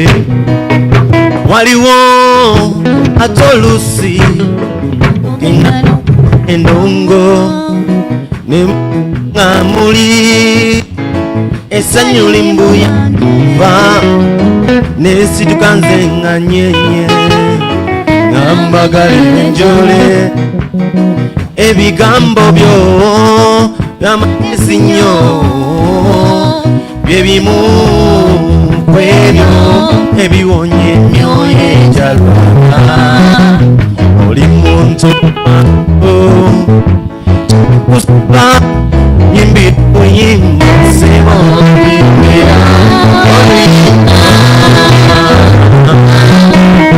sebo omuyimbi nyimbira oluyimba nyimbira enyanza sebo omuyimbi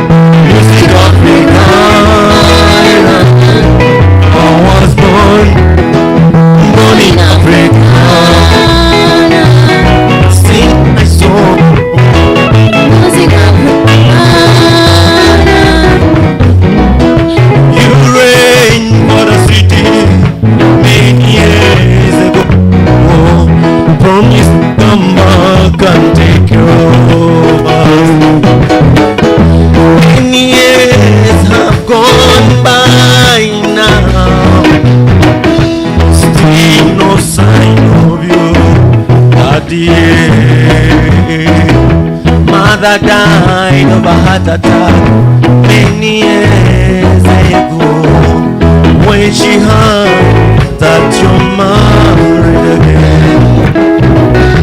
Now I'm the only one left in family, that wherever you are, remember me, that wherever you are, I love you. Thank you so very much. Now that we have our guest in,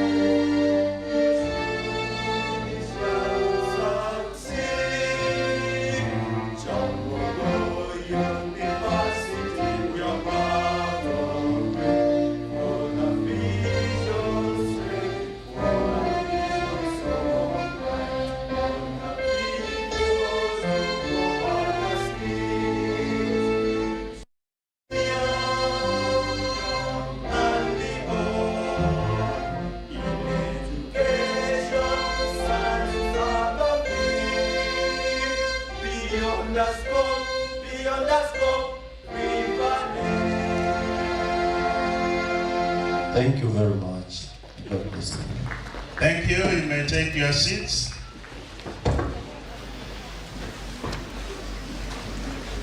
Those who are still outside, please walk in and get seated for our chief guest, our chairperson, governing council, the VC, the dean, the convener of this state festival number 4,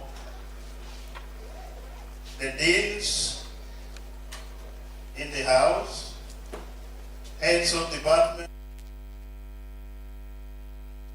Yes, ladies and gentlemen, my role is to take us through the program this afternoon. Yes, we started this festival in the morning.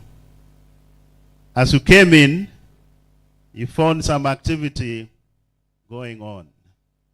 And as you walked by, you took a tour of the stalls.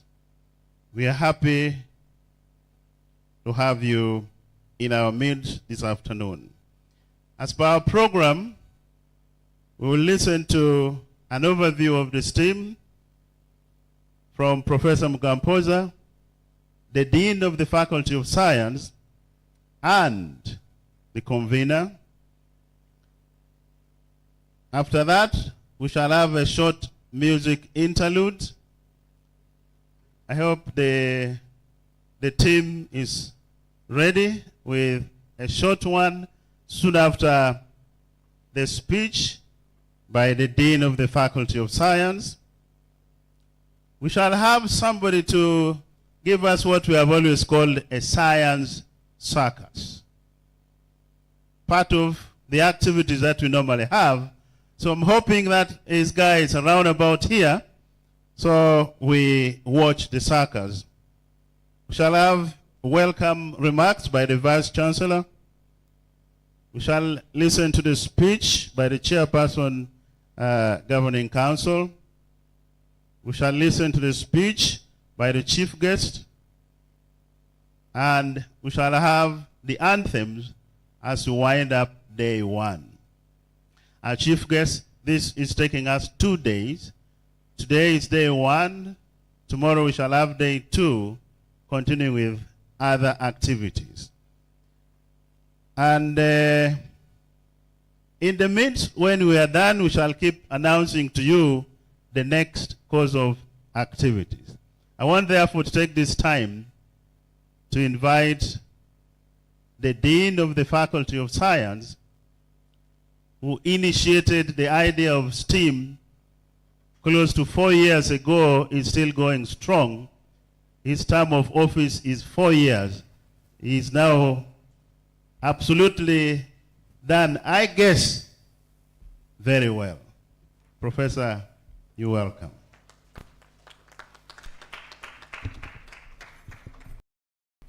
Thank you so much, Dr. Richard. I don't know whether that is stronger than this one. Let me test it. That one you have been using. Thank you, thank you. If I want to sound the thank you like the... Thank you.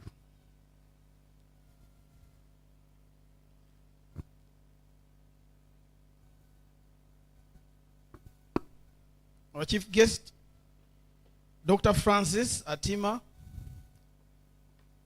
who is representing the Honorable John Chrysostom Muyingo, who is the Minister of State for Higher Education, the Chairperson Council, Professor Fred Wabwire, and members of Council,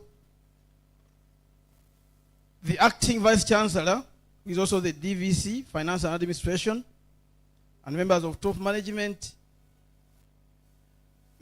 Senate, present, deans of faculty, schools, and institutes, heads of department present, teaching and non-teaching staff, the guild leaders, beloved students, sponsors, partners, teachers and students of secondary schools present, members of the media fraternity,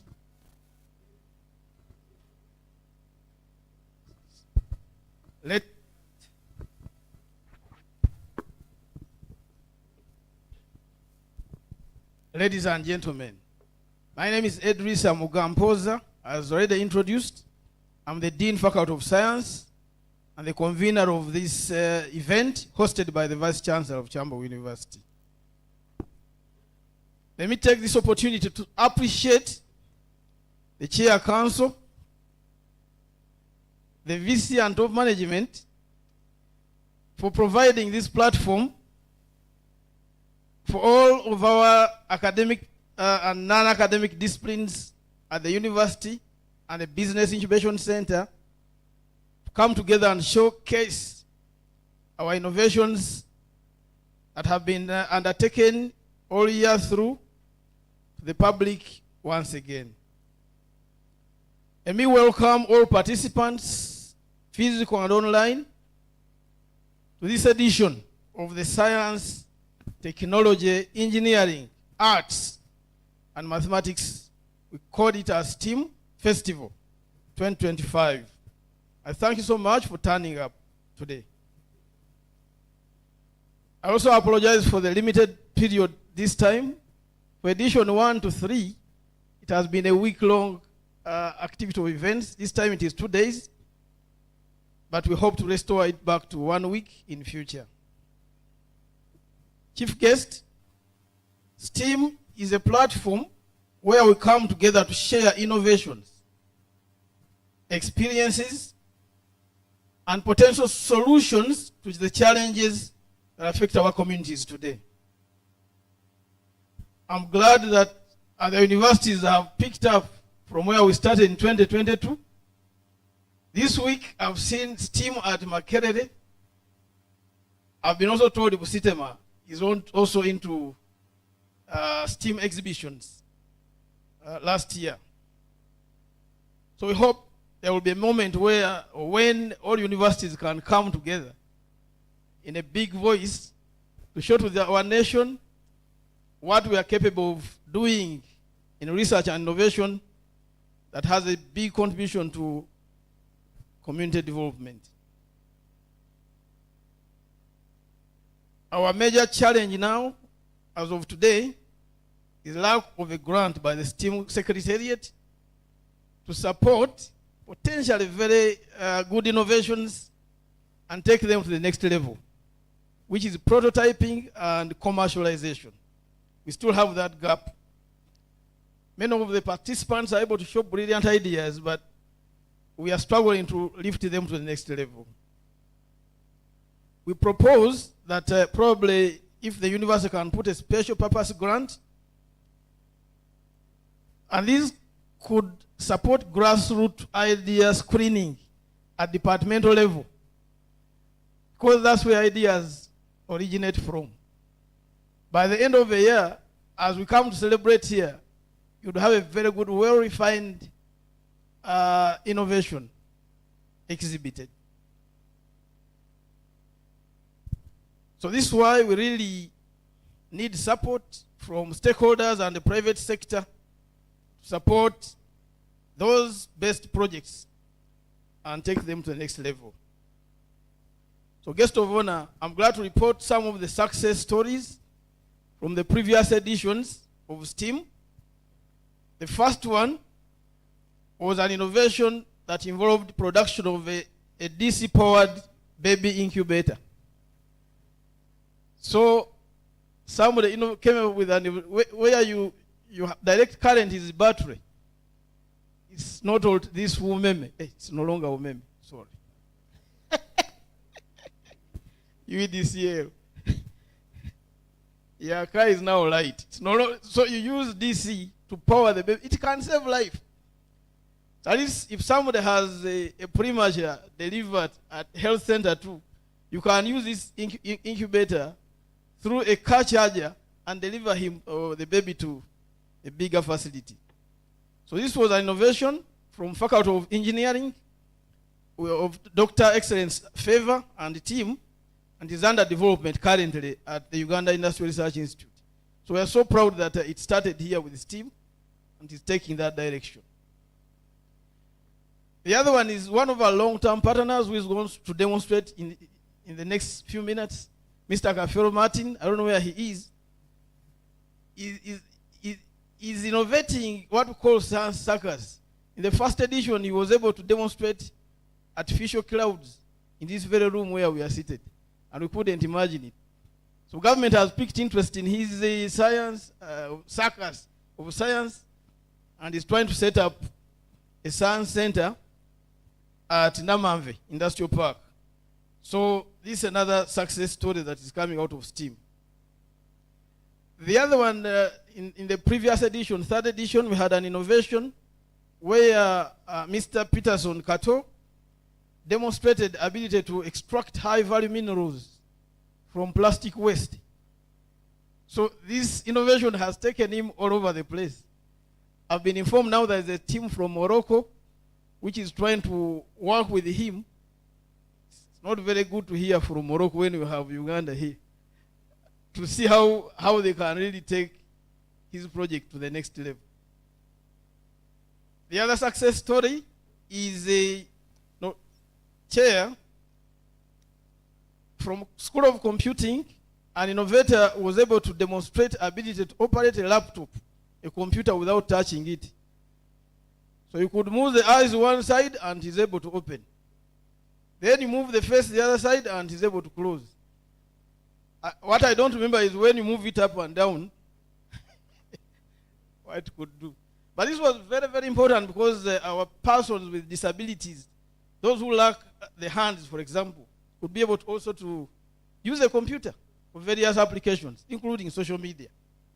So such an innovation has been published in a high-impact journal Factor, and the innovators, Dr. Kanobe and team, I think are seeking for a partner to promote it further. We had an innovation from engineering where somebody invented an incinerator for solid waste management, and I've been told that this is now being applied in local communities in Uganda. Lastly, Chair, among the success stories, we had an innovation in the first edition where the PI, our former master student's wife, Atif, was able to produce biodiesel from plastic waste.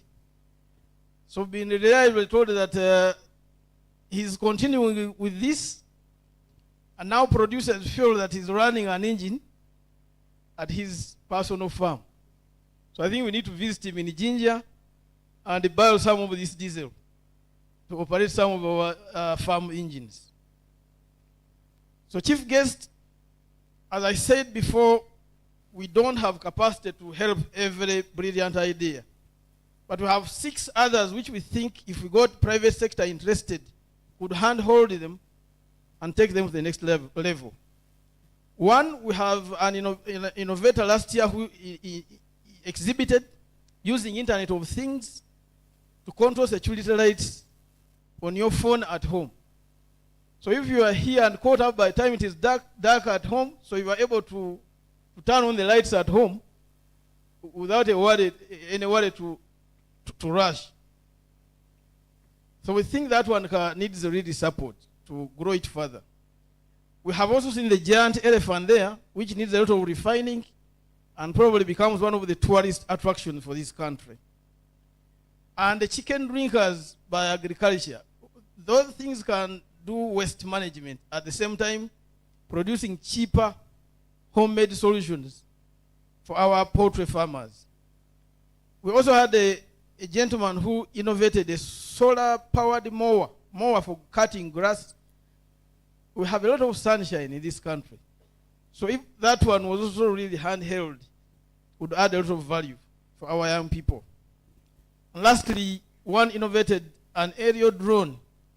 I don't know whether security will be very happy with this one, drone that flies. But I think for weddings, it can be used for other purposes. A student. So that one also requires further support. So, guest of honor, allow me to acknowledge the following participants for this edition, this year. All the guest speakers who have just finished the previous session. Centenary Bank, ABSA Bank, Uganda National Council for Science and Technology, the Executive Secretary, I'm reliably informed that he's here, for Uganda National Council for Science and Technology, Dr. Ngol Martin. These are the regulators of science and technology in Uganda. Are you around, able to stand up for recognition? I think he has left. Then we have STI Secretariat, Office of the President. We acknowledge them. Deep Tech Center of Excellence, they have just presented. Scogium Enterprises Limited, Uzima. So all the water we are drinking is coming from Uzima.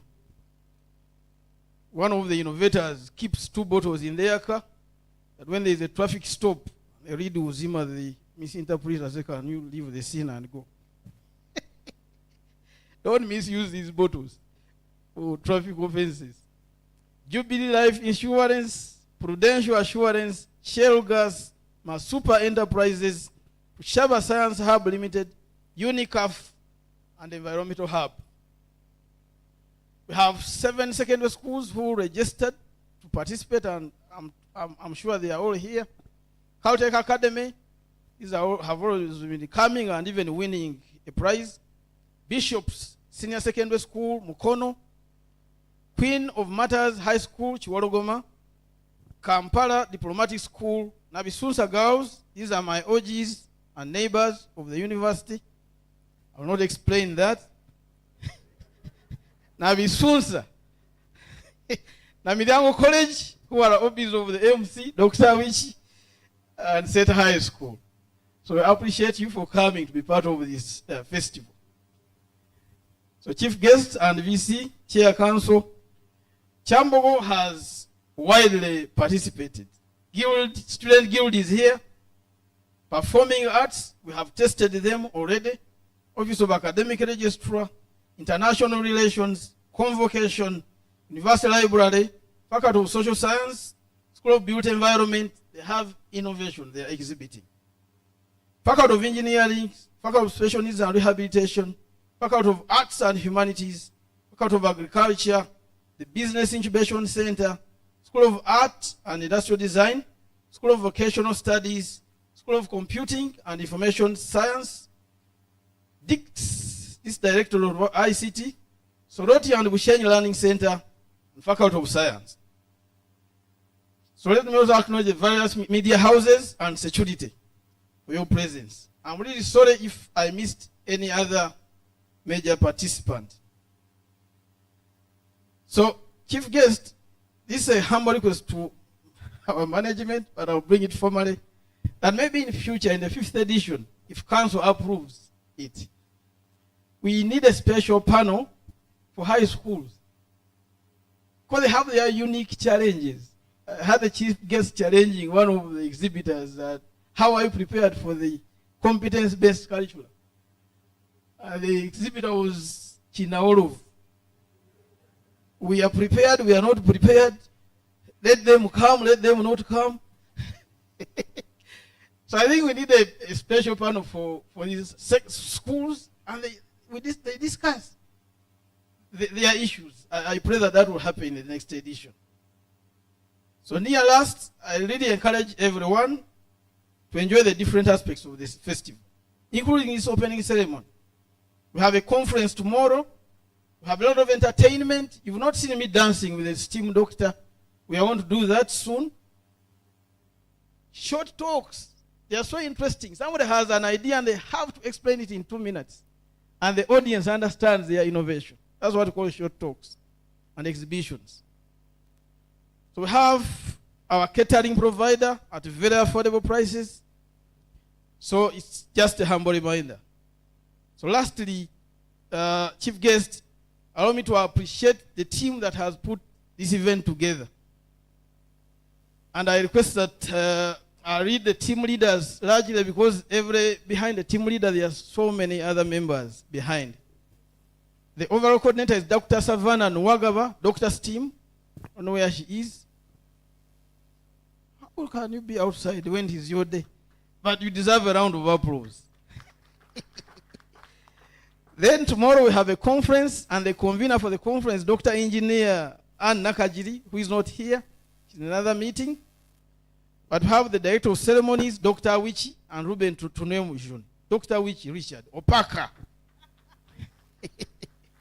Protocol and press was led by Madame Jennifer Sibo. I don't know where she is. And Miss Evers Tumusimire, the Office of Vice Chancellor.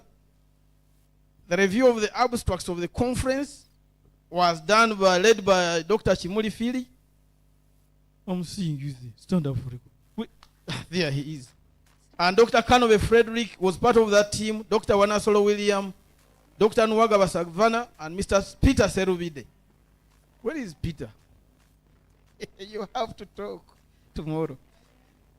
The rapporteurs, chief guest, Doreen Mbabazi, doctor, she's over here, and Dr. Moses Chimuli from mathematics and statistics.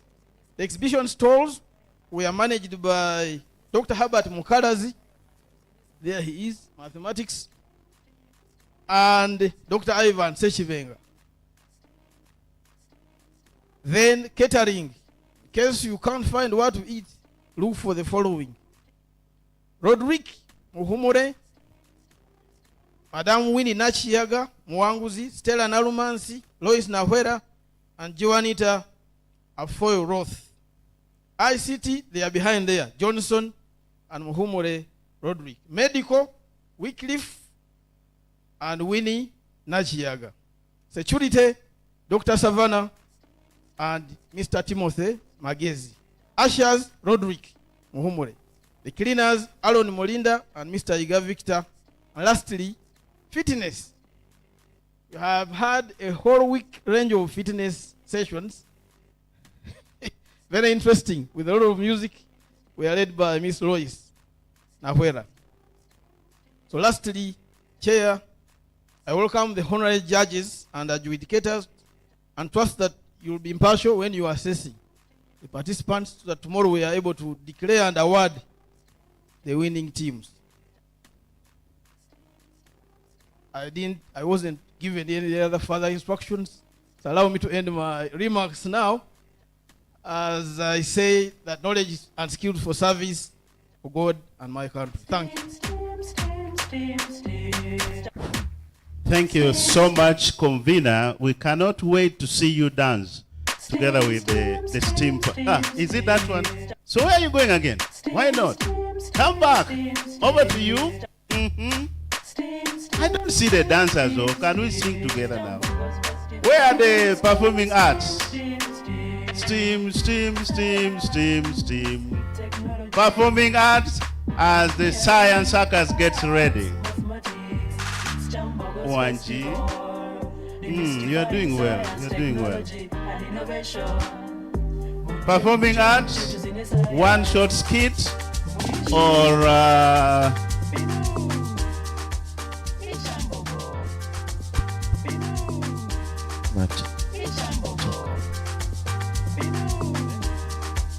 science circus, where are you? Please get nearby so when they are done in one short 2-minute entertainment, the circus, please get moving towards.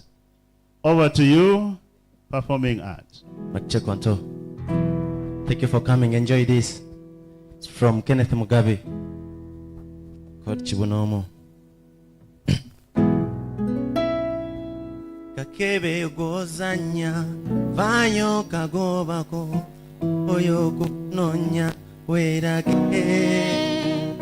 Obude buzibye, we wachitoko wakuzanya, werake.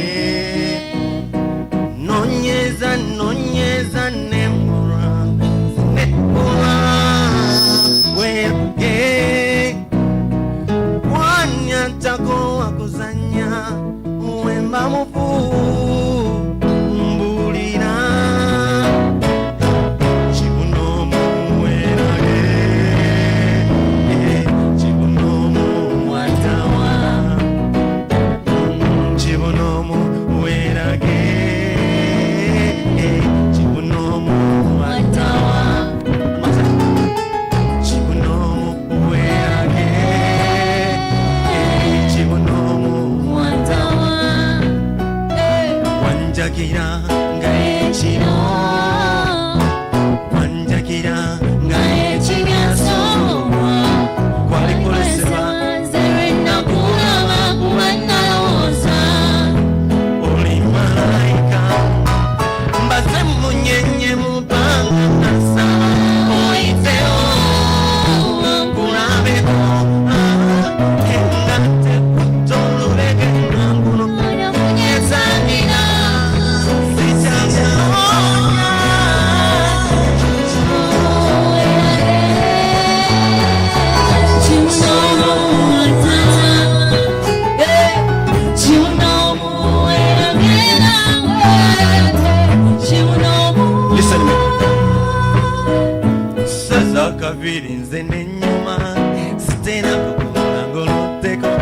makinze nemiula jefene mamulyeko engeregeze nasinabyekolero ebijanjalo kumanya nabiteko nakwesunga ndanga tukyali amabe nentya mamawo kati nze kwetegekede nakuze nakagato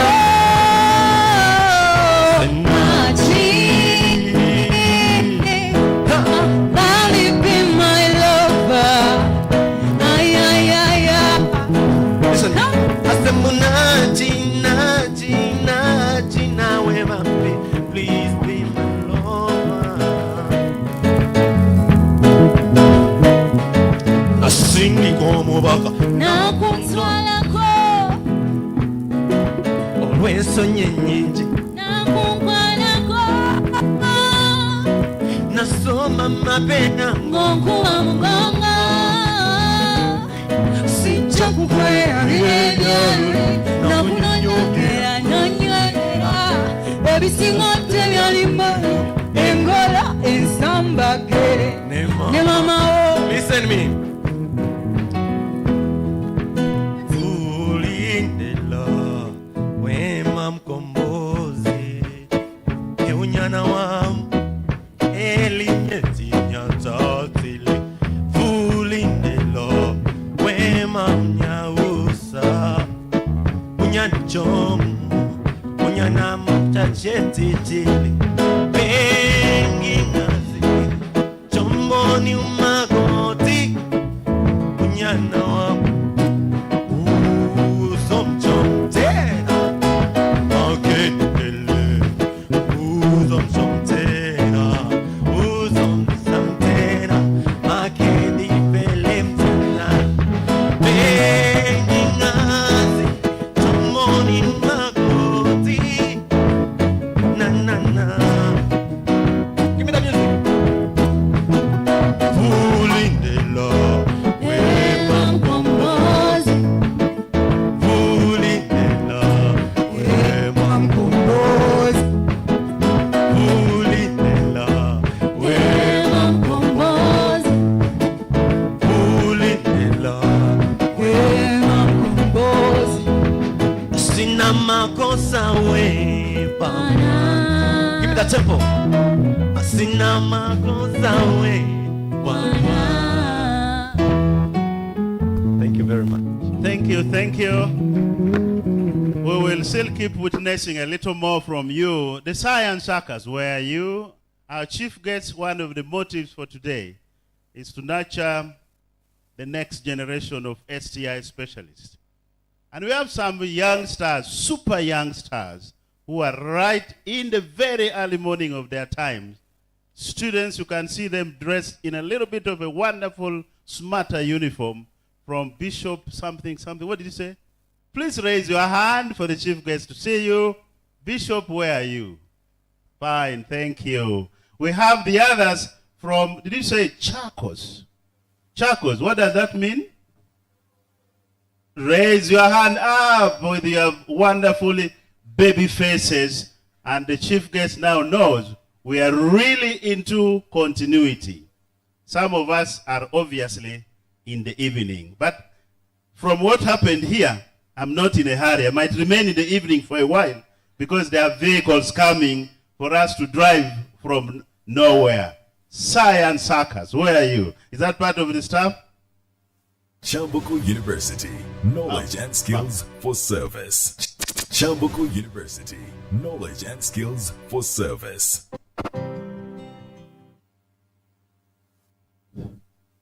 Is that part of the suckers?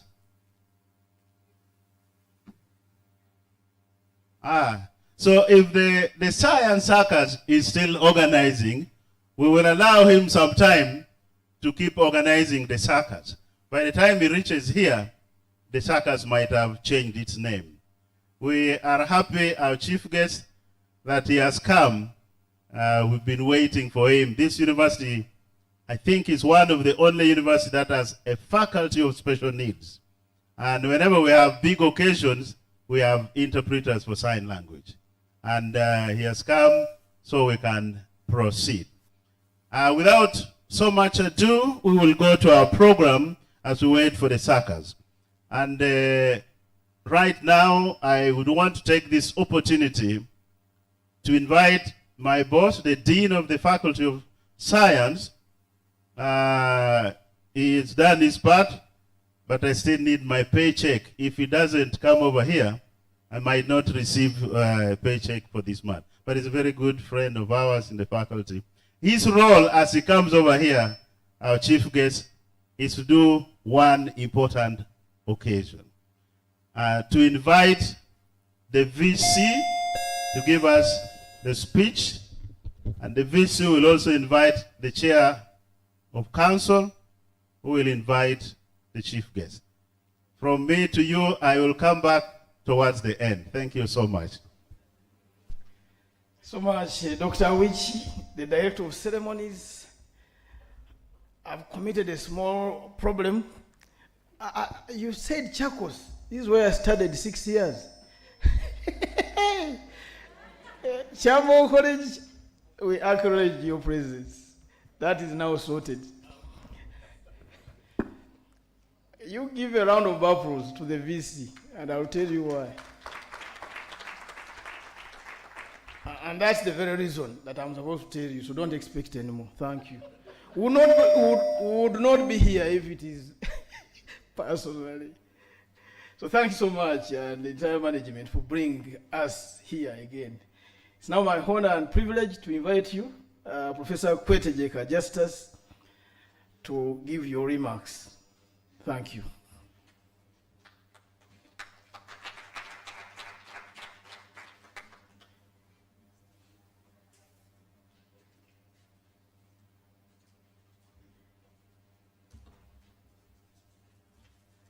These are not my remarks. I'm representing the VC, so. But you know, when you are presenting somebody, you get a chance of also saying your own words. So I don't know whether I'll be able to differentiate between the two, but I have that opportunity. Good afternoon. Is it because you have not? Guy, I don't hear. The younger ones call it a vibe. Eh? Eh? So, good afternoon. Oh, yeah, that one. Yes. My name is Kwetejeka Justus, the DVC Financial Administration. But here I'm representing the VC, who has not been able to come here, but he sends his greetings. And he also wants to appreciate you for being here. Chief guest, the representative of the Minister of Education and Sports,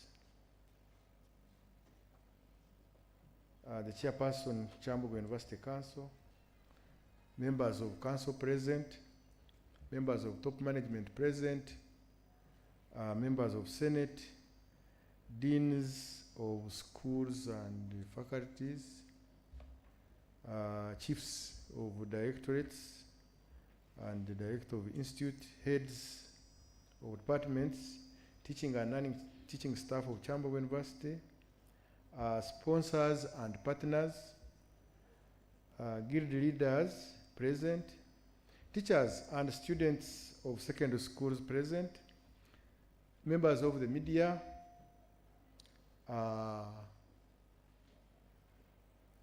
the people providing the music, the MC of today's occasion, the members of the media, ladies and gentlemen. Yeah, first of all, I really want to thank you for saving this time to be here. And most especially, I want to welcome the chief guest, and also thank you for accepting to preside over this occasion of opening the 4th edition of Science, Technology, Engineering, Arts and Mathematics STEAM Festival 2025. It is always good to learn that this is the 4th edition. That means we have been having this festival for the last 4 years. I would like also to appreciate the chairperson of the 6th Council and my colleagues of top management for embracing and facilitating this festival. STEAM offers a platform to demystify complex research, innovations, and present them in simple language to the public through interactive exhibitions, engaging presentations, discussions, short talks, music performances, networking, simple demonstrations in order to break the barrier that hinder the understanding of STEAM fields in the applications. We go to school, but we have failed to communicate properly the science to the communities. The scientists especially are not very good communicators because they tend to complicate things and they think everybody should be understanding. When I'm working with the media, they usually put science in simple terms for everybody to understand. So what is the use of knowing this science when the lower person cannot understand what science is about? So, Chief Guest, this festival serves as a platform for us to display remarkable work done by our staff, students, and partners. And here I really want to thank partners whom we have seen down there. Some of them are our former students, and some of them really come to showcase where, for example, the students can be motivated into what they are learning, because some of the theories that are learned in class, you can come here and find and see them practically. I was looking at the stores, was it from agriculture, from business information incubation center. They are relevant to what many of these students study in classrooms theoretically. Also, when you look at the new curriculum, it is a competence-based and uses mainly local materials.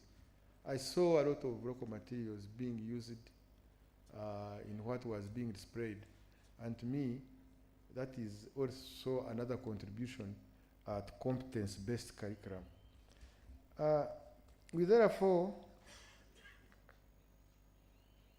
is an opportunity to share our discoveries, spark dialogue, and inspire the next generation of innovators.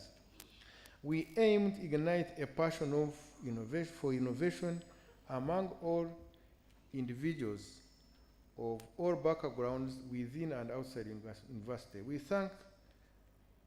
We therefore invite other organizations, sister institutions, partners, secondary schools, and stakeholders to join us in this celebration of knowledge and sharing exploration. We are confident that the public, academia, SMEs, alumni, industries, and some secondary schools who have enrolled in this year's edition will benefit from their active participation. As the Dean said, I think we need to also have many more secondary schools participating in this festival, because you know what Kyambogo is known for.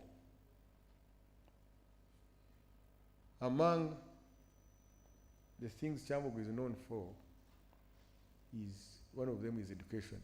So when the secondary school students are here, I think they are in the right place, because that is our niche.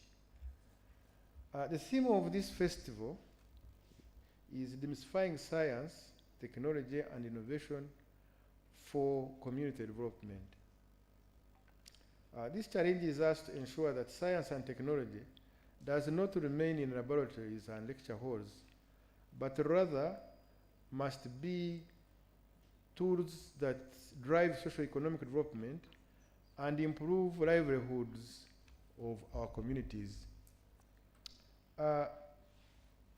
When we talk about community development, maybe I expected to see people from Banda also coming to participate. So I think next time we should have a special invitation for our people, not only secondary schools, but also, I didn't hear you introduce, for example, the S31 chair of Banda. So when we talk about community, let us not limit this to the AI and these students. Let's also invite our neighbors from the local communities to come and appreciate the science that is around.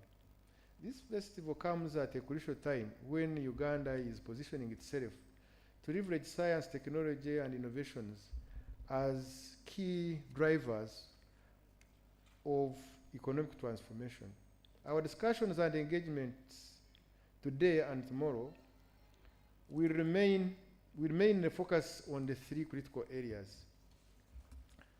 One of them is transforming education into a catalyst for deep tech innovations. And here we'll be focusing on mainly research, creativity, and innovation.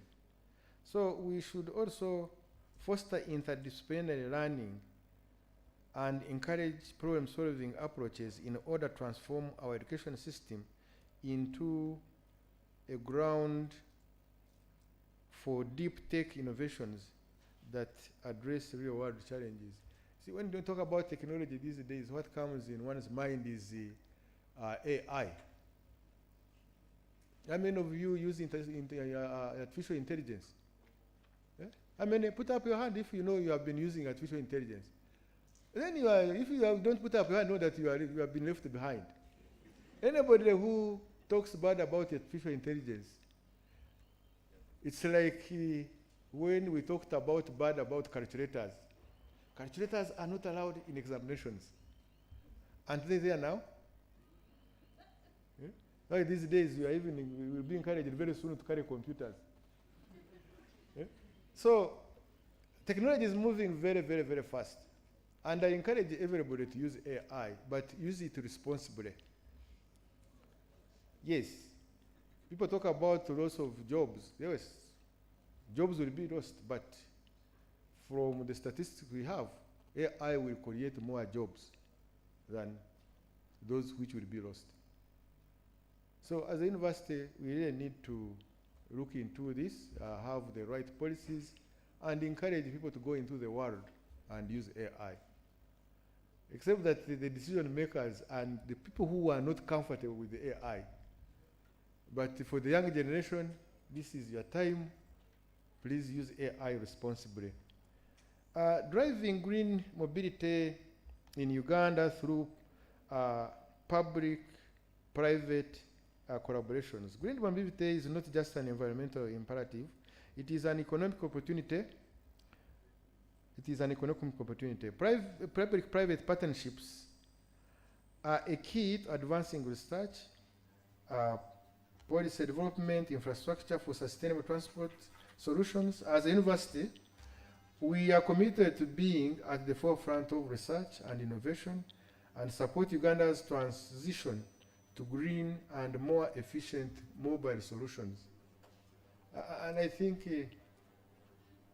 for the first time it was reported that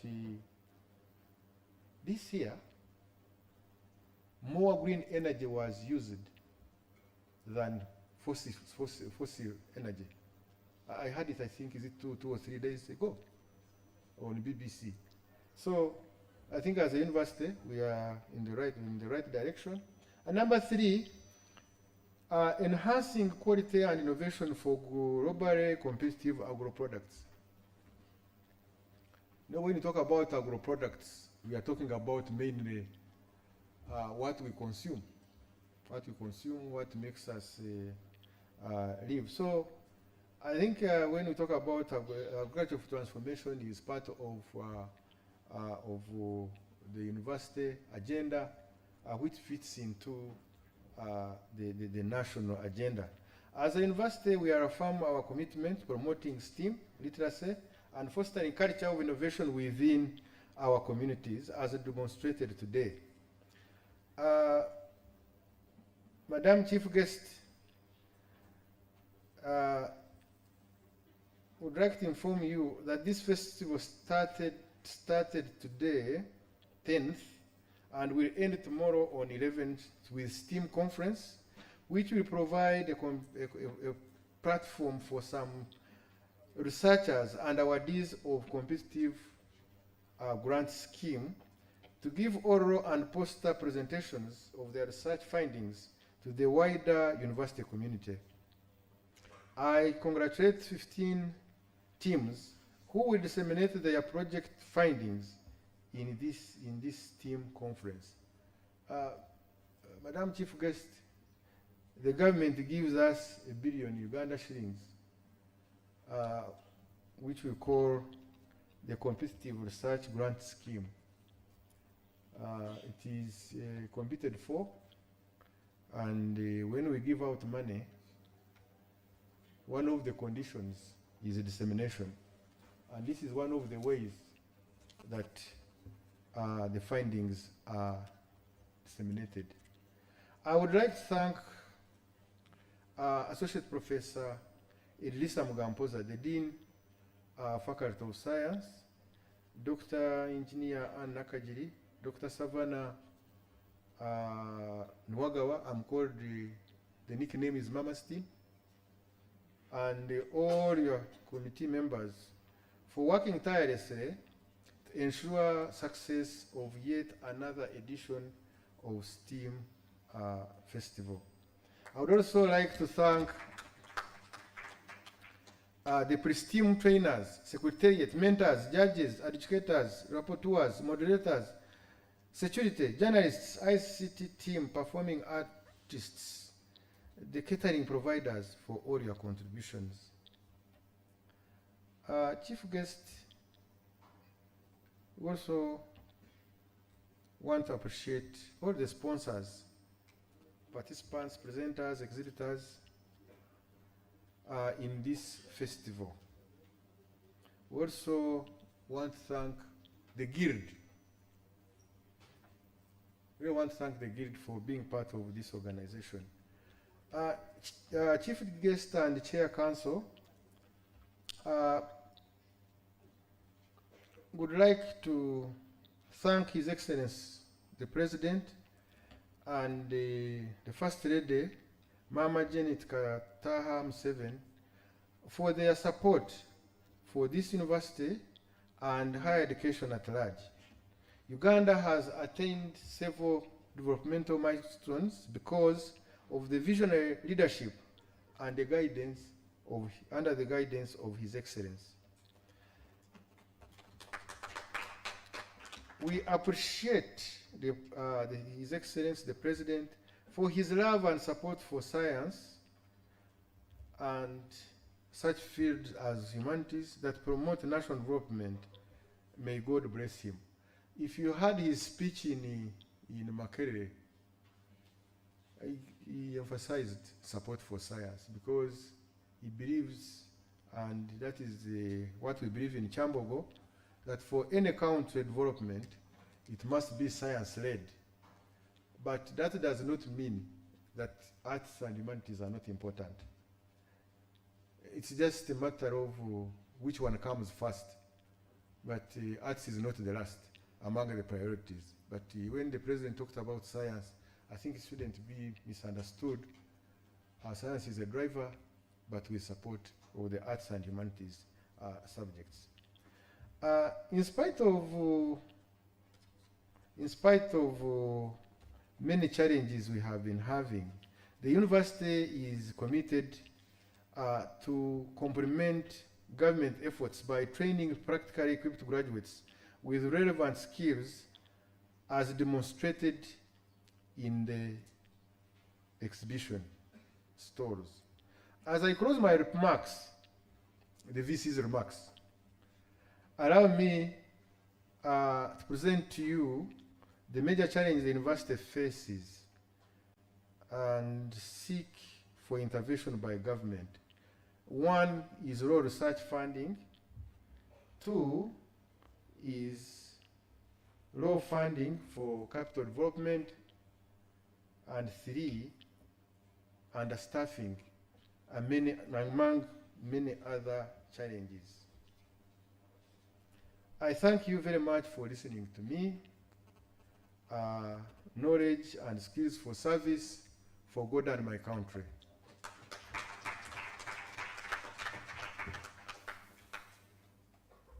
Now I take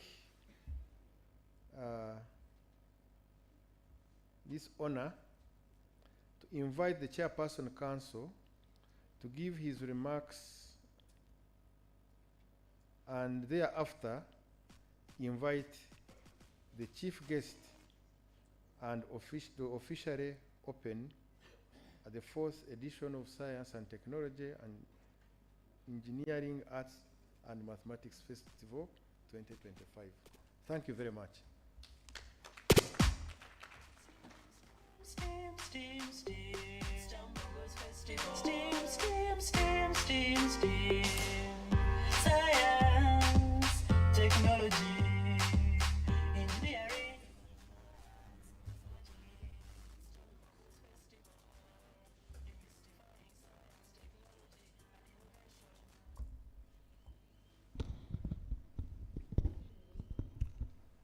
Thank you very much, DVC F&A, for those remarks, and also for inviting me to deliver my own remarks.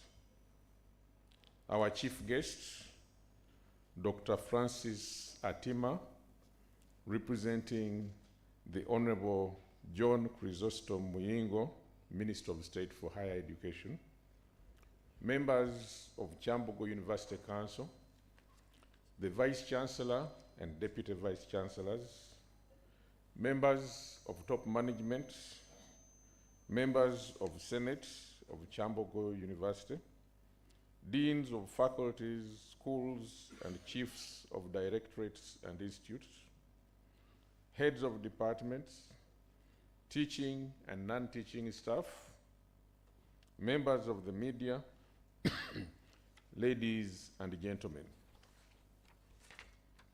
As the chairperson of the University Council, it is my honor to welcome our chief guests,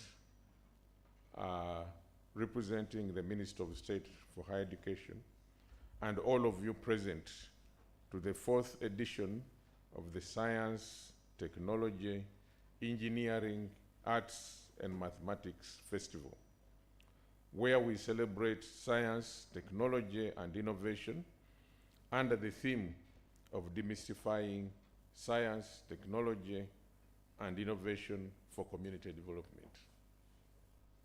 I would like to congratulate the Vice Chancellor for spearheading the successful organization of this very important event that not only gives an opportunity for students and staff to display their innovations, but also markets the university to the wider public. I would like to appreciate all faculties, schools, institutes, and participants from other organizations who have blessed and participated in this year's festival. This gathering serves as a critical platform for knowledge exchange, innovation, and collaboration in our collective pursuit of sustainable development.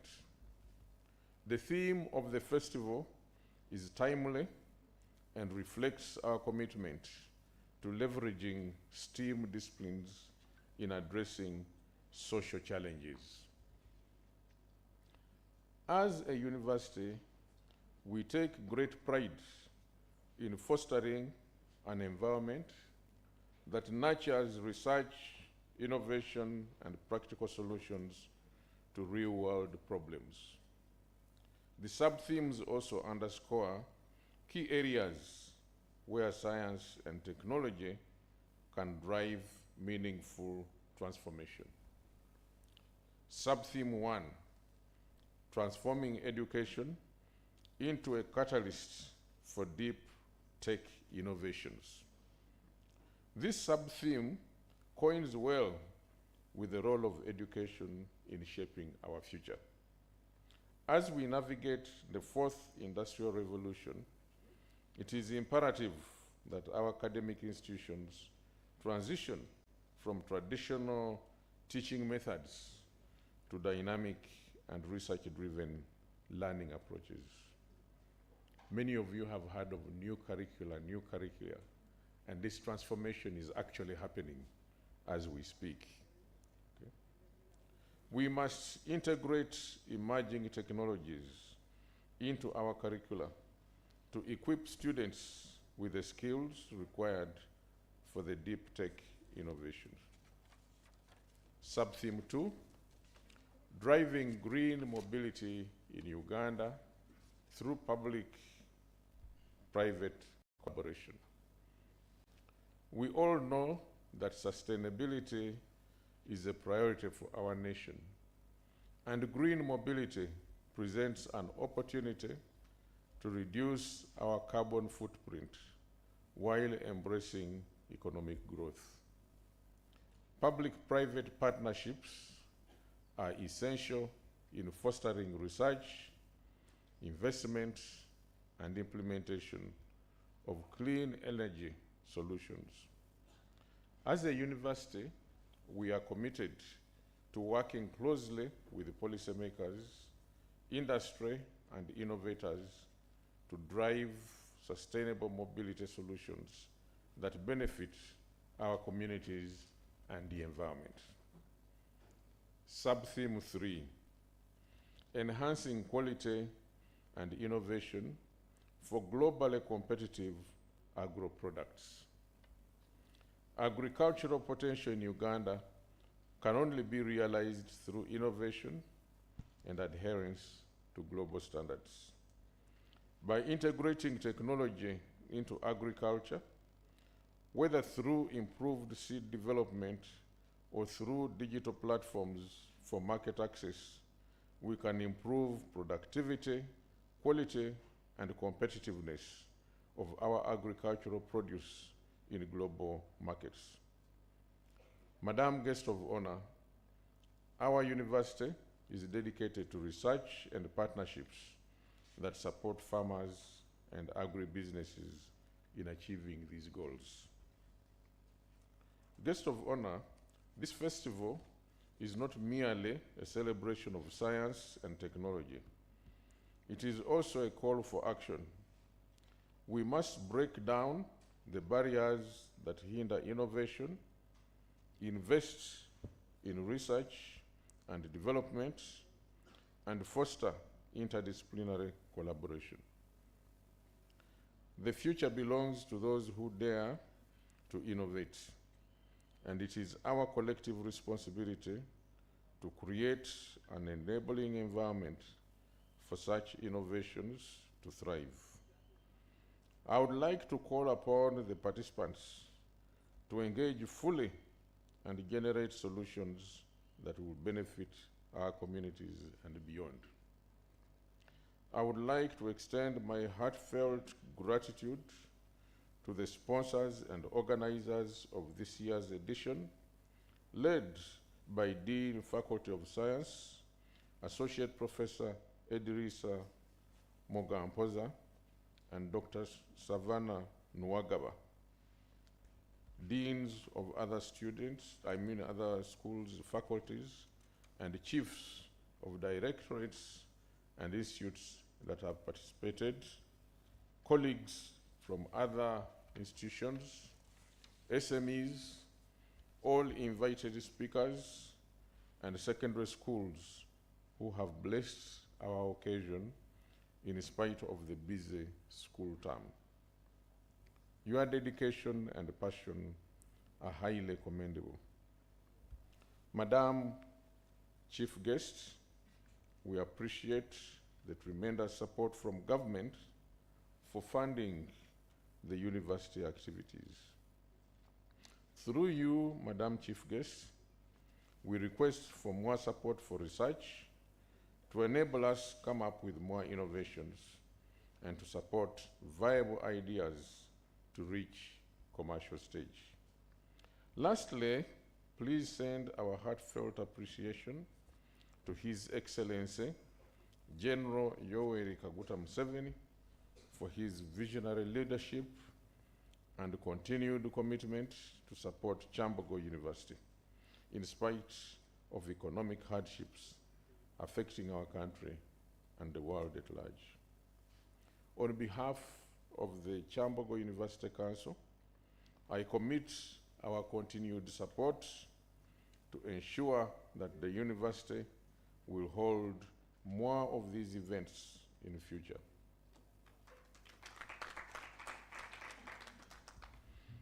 I now take the opportunity and the privilege to invite you, Madam Guest of Honor, Dr. Francis Atima, to come and give your remarks and declare the 4th edition of STEMS Festival of Kyambogo University officially open. Knowledge and skills for service for God and my country.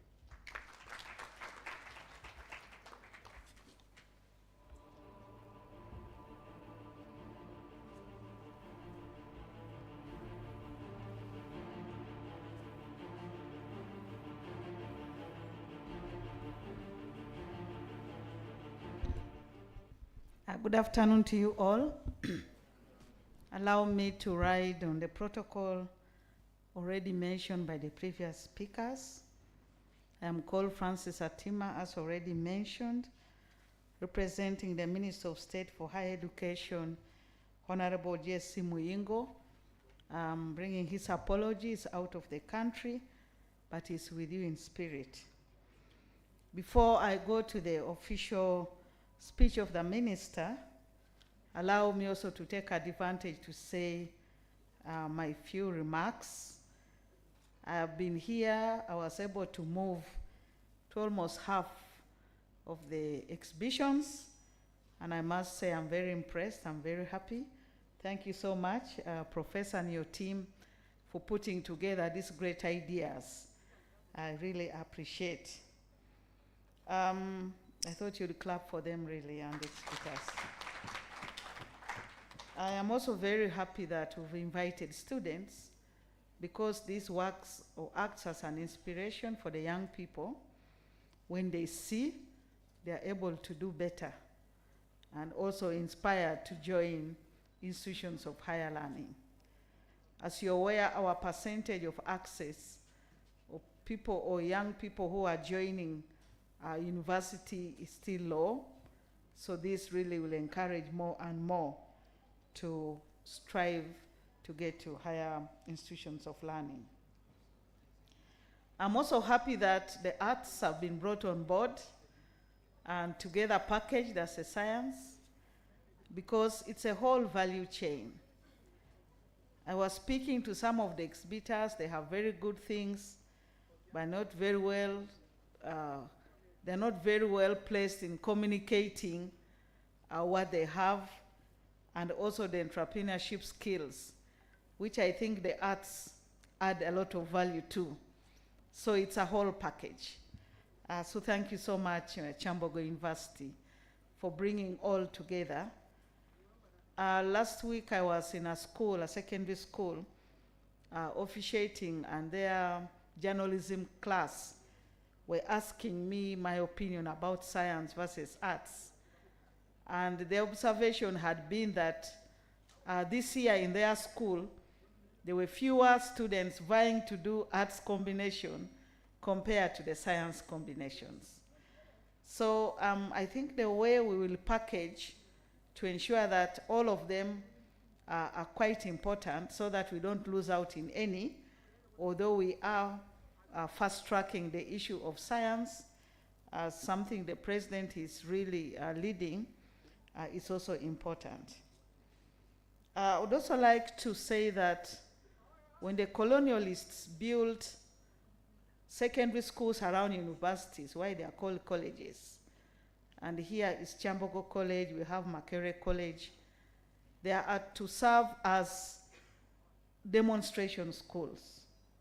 I'm happy that Kyambogo College is here, but I'm wondering to what extent the university is supporting them to nurture these skills, which are now very needed with the lower secondary curriculum. So VC, I think it's something that we need to see, so that next time when we're exhibiting, we're looking at a whole value chain again, that the university supported these young learners, and this is the products that we have come up with. I think to me that would really be very, very key. Having said that, allow me now to go to the speech by the Minister of State for Higher Education, Honorable Jesse Muyingo, at the 4th edition of STEAM Festival of Kyambogo University, this 10th day of April 2025. I am honored and privileged to stand before you today as we inaugurate this year's Science, Technology, Engineering, Arts and Mathematics, what we call STEAM Festival, under the theme Demystifying Science, Technology and Innovation for Community Development. I bring you warm greetings from the President of the Republic of Uganda and Mama Janet K. Museveni, Minister of Education and Sports. So really receive their greetings. As we all know, the vision of government is to promote science, technology, and innovation as drivers for socio-economic transformation in Uganda. However, for science, technology, and innovation to truly benefit society, they must embrace the critical role of other fields of humanities in order to promote science-based solutions that are inclusive and accessible to all sects of our people. We must therefore break down the barriers that prevent collaboration between the fields of science and humanities to ensure that the benefits of technological advancements are shared equitably. That's why events like the festival are so important for our government and society. I therefore extend my heartfelt gratitude to the Vice Chancellor for organizing this festival, which rhymes perfectly with the government's vision and aspirations. Thank you so much again, VC with the team. I am deeply to be honored once again to be invited in such an event that holds such immense importance in promoting the understanding and appreciation of STEAM fields, which are critical for the development of our nation. In an era where science, technology, and innovation continue to redefine the way we live, work, and interact, there is a pressing need to bridge the gap between theoretical knowledge and practical applications for these fields. This festival serves as a platform to bridge this gap and to inspire curiosity, drive innovation, and foster collaboration among the young people, which will propel our communities forward. The theme of this festival, which has already been mentioned, perfectly aligns with the Uganda's development agenda. The sub-themes of this year's edition highlight 3 key areas that are instrumental in shaping a prosperous and sustainable future for Uganda. Dear participants and invited guests, allow me just to go into the different sub-themes and just give highlights around them. I know all the other speakers have also spoken about it. As government, when we talk about transforming education into a catalyst for deep technological innovations, we all appreciate that education is the cornerstone of progress. Therefore, as we strive for technological advancement during this era of the 4th industrial revolution, our education system must evolve to nurture critical thinking, problem-solving skills, research-driven innovations. We must empower learners with hands-on experience in emerging fields such as artificial intelligence, robotics, biotechnology, nanotechnology, among others. By investing in STEAM, education, and fostering creativity through the arts, we will prepare our youth to lead a future of deep technology innovations that will solve our most pressing challenges today and in the future. About driving green mobility in Uganda through public-private collaboration, again, we have all witnessed this year that climate change and environment degradation can pose significant threats to our nation and to our development agenda. It is therefore important that as we embrace sustainable and eco-friendly transportation solutions, green mobility, which mostly includes use of electric vehicles, smart public transport system, renewable energy, powered mobility solutions, can only be achieved through strong partnerships between the government, private sector, academia, and local communities. By leveraging our collective expertise and resources, we can create an efficient, cost-effective, and environmentally friendly transportation ecosystem that can benefit all Ugandans. When we talk about the theme of enhancing quality and innovation for globally competitive agro-products, ladies and gentlemen, agriculture remains the backbone of our economy, providing livelihoods to millions of Ugandans. However, for our agricultural sector to thrive on the global stage, we must focus on quality assurance, value addition, and innovative farming techniques. I'm happy that during the exhibition I could see some of these products that have been developed by the university. Thank you once again. Embracing agri-tech solutions such as precision farming and supply chain transparency will improve the productivity and market competitiveness of our produce. There is no doubt that our commitment to research, innovation, and adherence to global quality standards will unlock new opportunities for our agro products in international markets. It's therefore clear that all the sub-themes rhyme with the government's program of Vision 2040, which seeks to transform our nation into a modern and prosperous society. The parish development model that aims at advancement of our communities and dear participants and all invited guests, deliver of quality and equitable education in Uganda as we implement the new lower and upper secondary school curriculum and restoration of our environment in the face of climate change and global warming.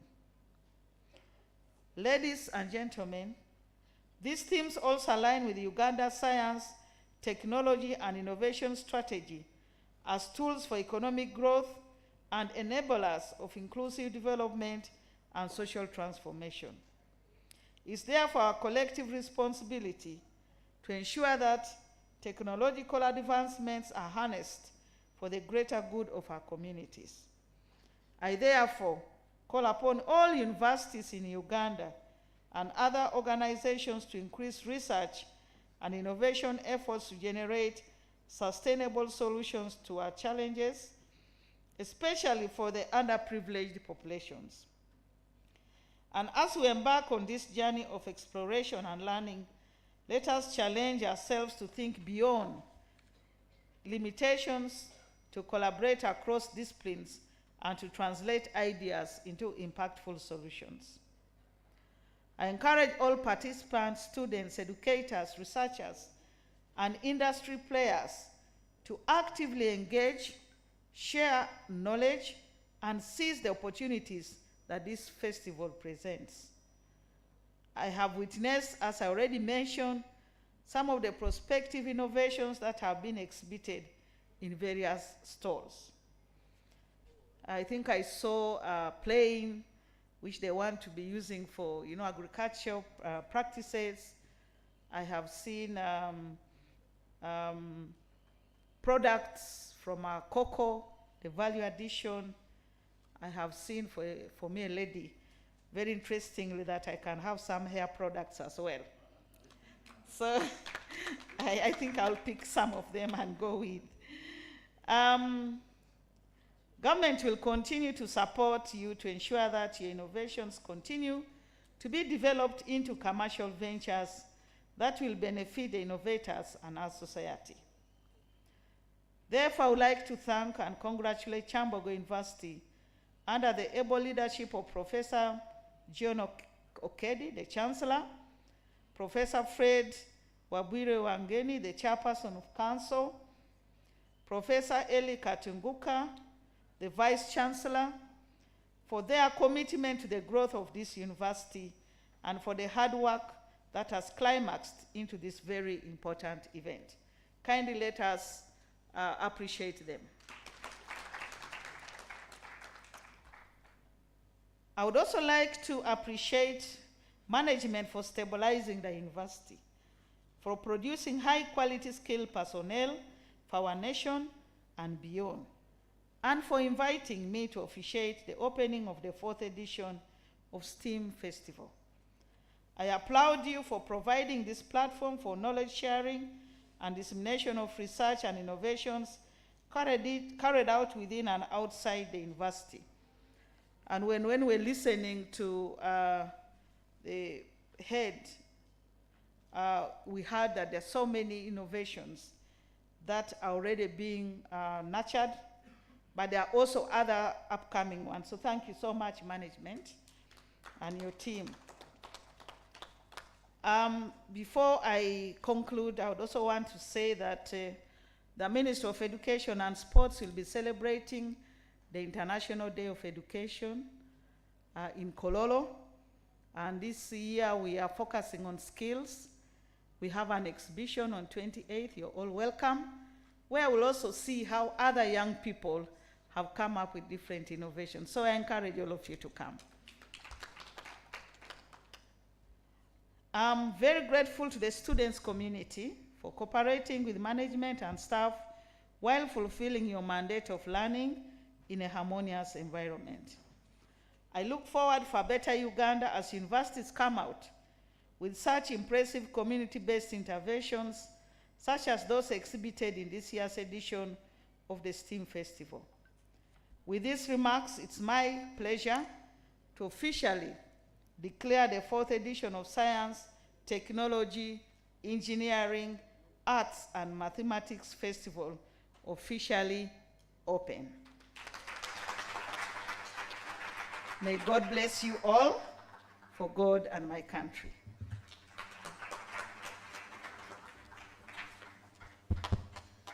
Thank you. Thank you so very much, our chief guest.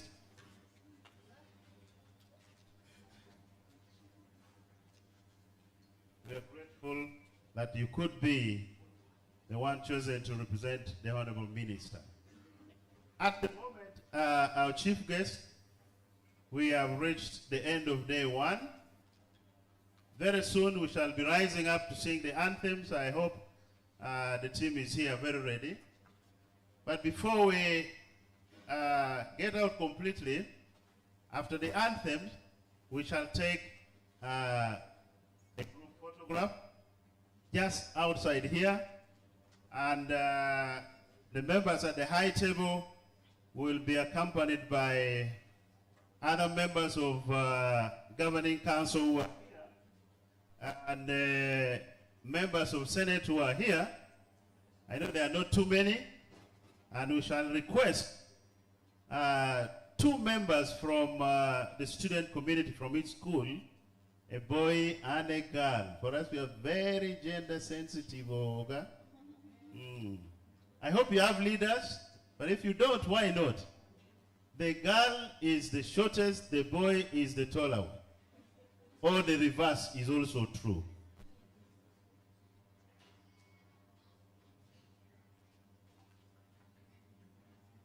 Very good. The VC says, all of you, he has enough space for you. All of you in your fantastic colors. So all the school students, please, after the anthems, walk out here. The place is specially prepared for the occasion. So, members of the high table, members of the governing council around, members of Senate, and of course, Senate members are also deans. So they are ready. And all the students from the 2 schools that are here today, we hope that you get back tomorrow. Some of you could be having the short talks. You want to pitch your ideas tomorrow. So, and after here, we shall go for lunch. I call it a coupon lunch. For many of us, I have not seen a coupon as well. You see, if you don't give the MC the coupon, then you might think there are no coupons actually. And because I have to get the types of coupons and check whether there is actually the lunch. For now, I'm only believing we are still fasting. So if you don't get your lunch, and don't mind, we are fasting. Easter is next week, Friday, and for the Sheikh and those who already, the fasting ended, we are still on the 10 days, yeah? Hajj, we are on the 10 days. But in case of anything, there is lunch by a service provider here at very subsidized price. So if you miss out on the coupon like I am suspecting I've missed out, we shall go there. But in case I get some of the coupons, because you see, when you have the mic, the organizers might make sure that I actually get 4 coupons. So it will be very good to move with a few of you. So our chief guest, allow me at this time to request each one of us to rise up. Let's sing the anthems, and then we shall take a group photo just outside here. So please rise up on your legs and Kyambogo let's University, have knowledge and skills for service. Thank you very much. We shall start with Kyambogo, followed by Uganda, then East Africa. Thank you.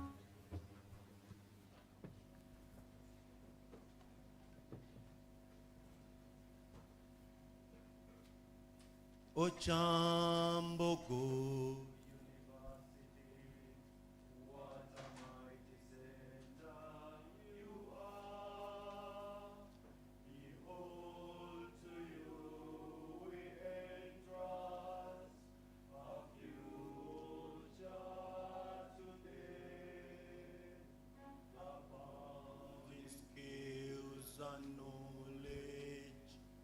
you freely and truly give out for the nation's growth and progress. You surely shall succeed. Kyambogo University, we are proud of you for the vision straight, for the mission so bright, and the effort to provide the skills to the young and the old. In education, science, other fields, beyond the scope prevalent. Oh, Uganda, may God uphold thee. We lay our future in thy hand. United, free for liberty, together we always stand. Mungu twaomba uilinde Jumuiya Afrika Mashariki, tuwezeshe kuishi kwa amani, tutimize na malengo yetu. Jumuiya yetu sote tuilinde, tuajibike, tuimarike. Umoja wetu ni nguzo yetu, idumu jumuiya yetu.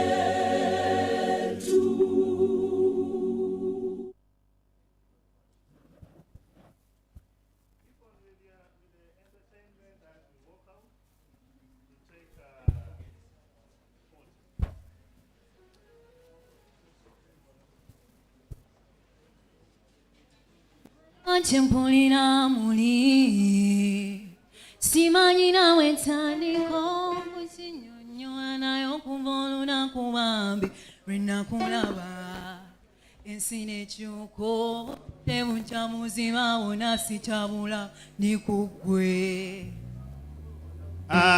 The Bishop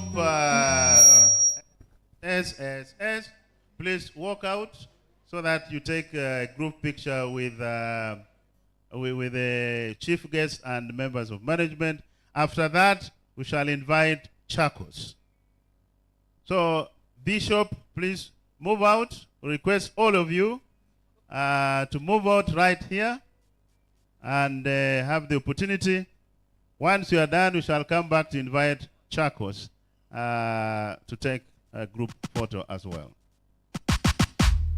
Steam, steam, steam, steam, steam. Kyambogo's festival. Steam, steam, steam, steam, steam. Science, technology, engineering, arts, mathematics. It's Kyambogo's festival. Demystifying science, technology, and innovation. Muje, muje, muje, tuzine science. Muje. Kyambogo from 24th to 26th of May.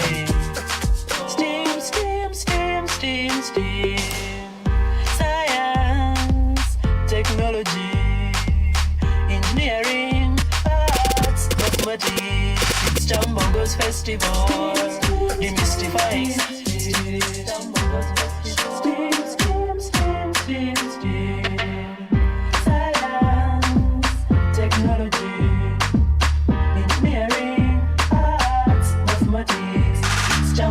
Festival, demystifying science, technology, and innovation.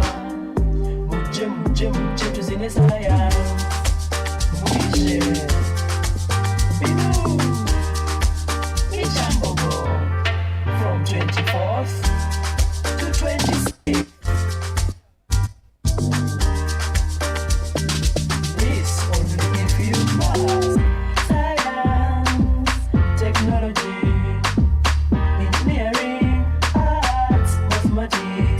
Kyambogo's festival, demystifying science, technology, and innovation.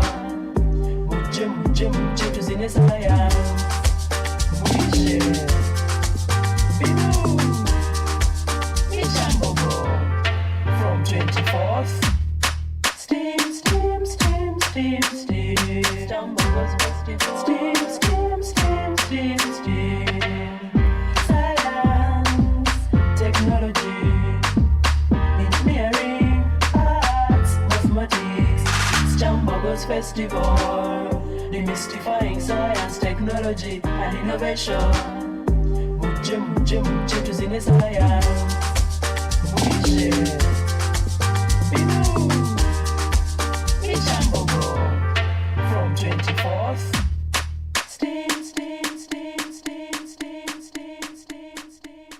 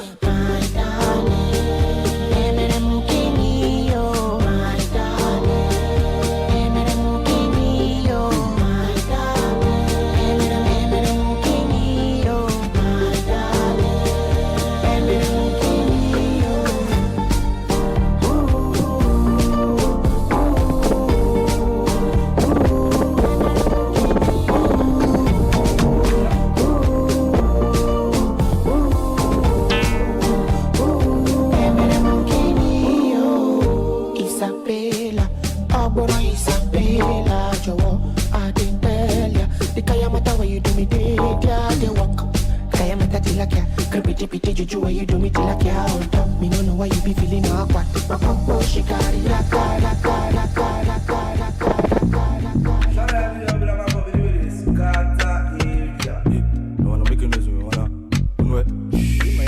Shabby fucking puppy, the president of Puerto. Fire, man.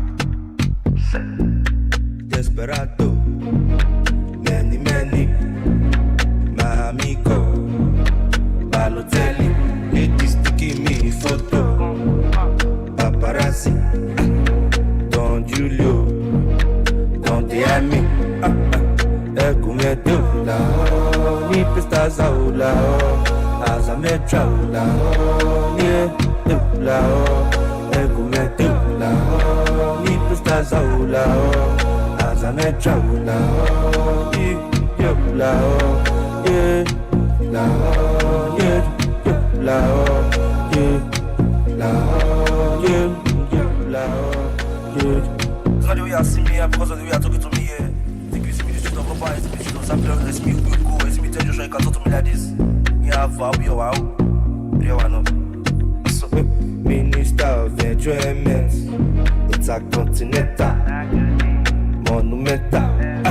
Go live forever. Chop another back out. The man, they must be mental. Smoke is asa. Let me gas to get your mother. Ecumedo, la. Ni pestas aula. As a metra, la. Yeah, la. Ecumedo, la. Ni pestas aula. As a metra, la. Yeah, la. Yeah. La, yeah, la, yeah, la, yeah, la, Desperado, many, my amigo, Balotelli, ladies taking me photo, paparazzi, Don Julio, Don Diami,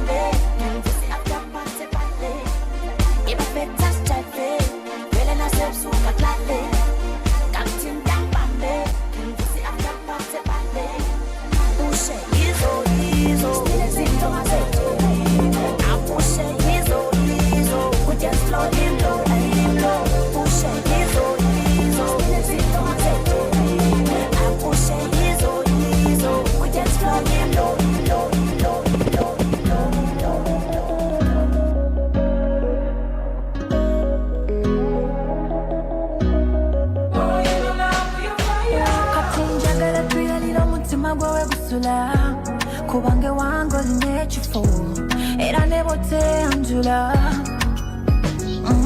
njagala tukireko kukyali sinasiya bakimanye nti nze nnyabo omutima eyaguwangula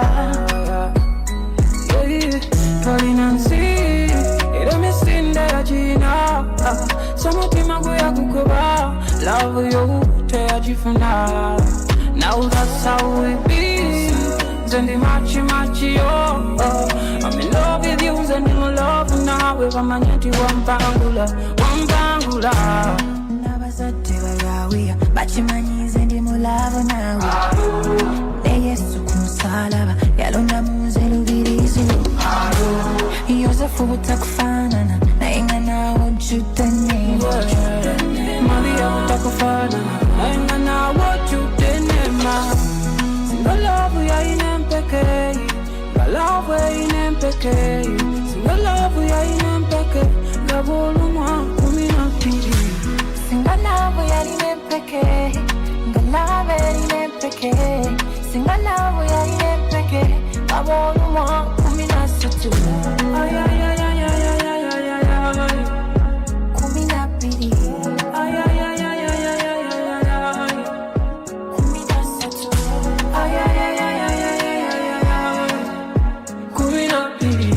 Ay, ay, ay, ay, ay, ay, ay, ay, ay. 13.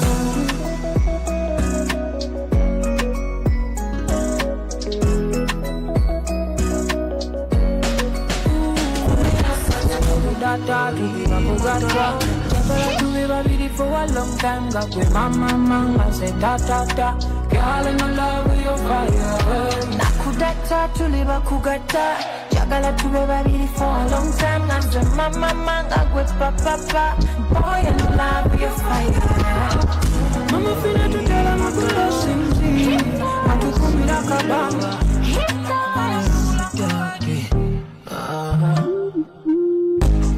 Hey, Motorola, you already know I'm in lover.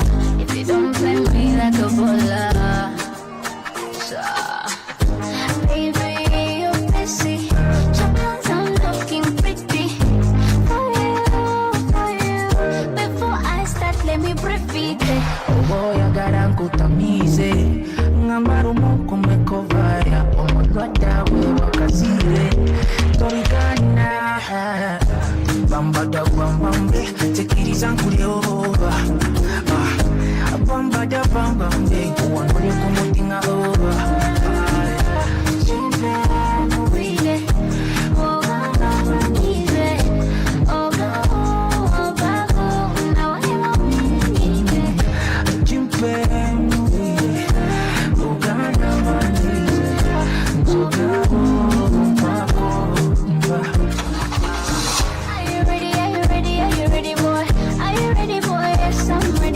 yes, I'm ready, girl.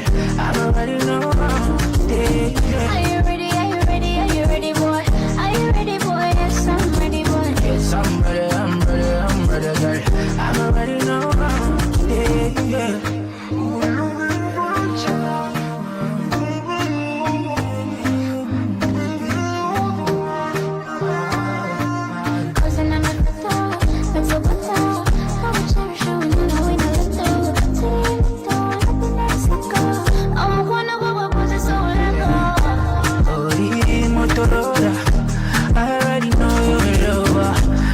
Play you like a boy,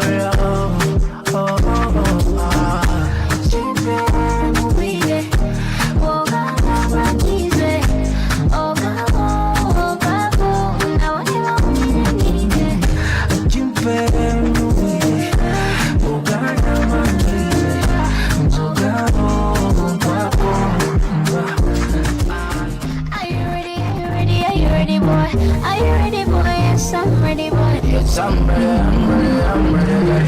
I'm already know. Are you ready?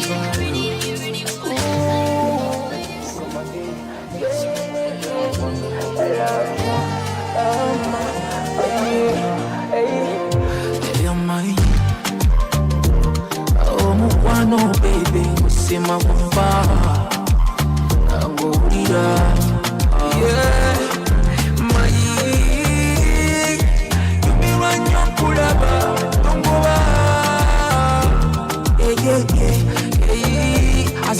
ono kwenina bagambe simuta omwana tanika nsekofunye bagambe tolinka mbenga nsekobika tuge palomere tuge mama omwana tanika kankuwe ilabuka ndiwe mama mbenga nsekobika nzesirabanga y'omukyala singono Terera bebe kankunyumize bino obulungi bw'obusuka ku byenda bye wano kankugambe ofunye yakukuma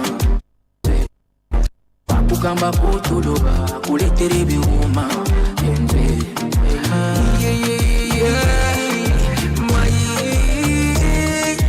yumirwa nnyo kulaba tongoba ase ono kwenina bagambe simuta omwana tanika nsekofunye bagambe tolinka mbenga nsekobika tuge palomere tuge mama omwana tanika kankuwe ilabuka ndiwe mama mbenga nsekobika something inside in me wanna put it up there, yeah. I wanna tell you something, baby, we need to get there. Ooh, I am done.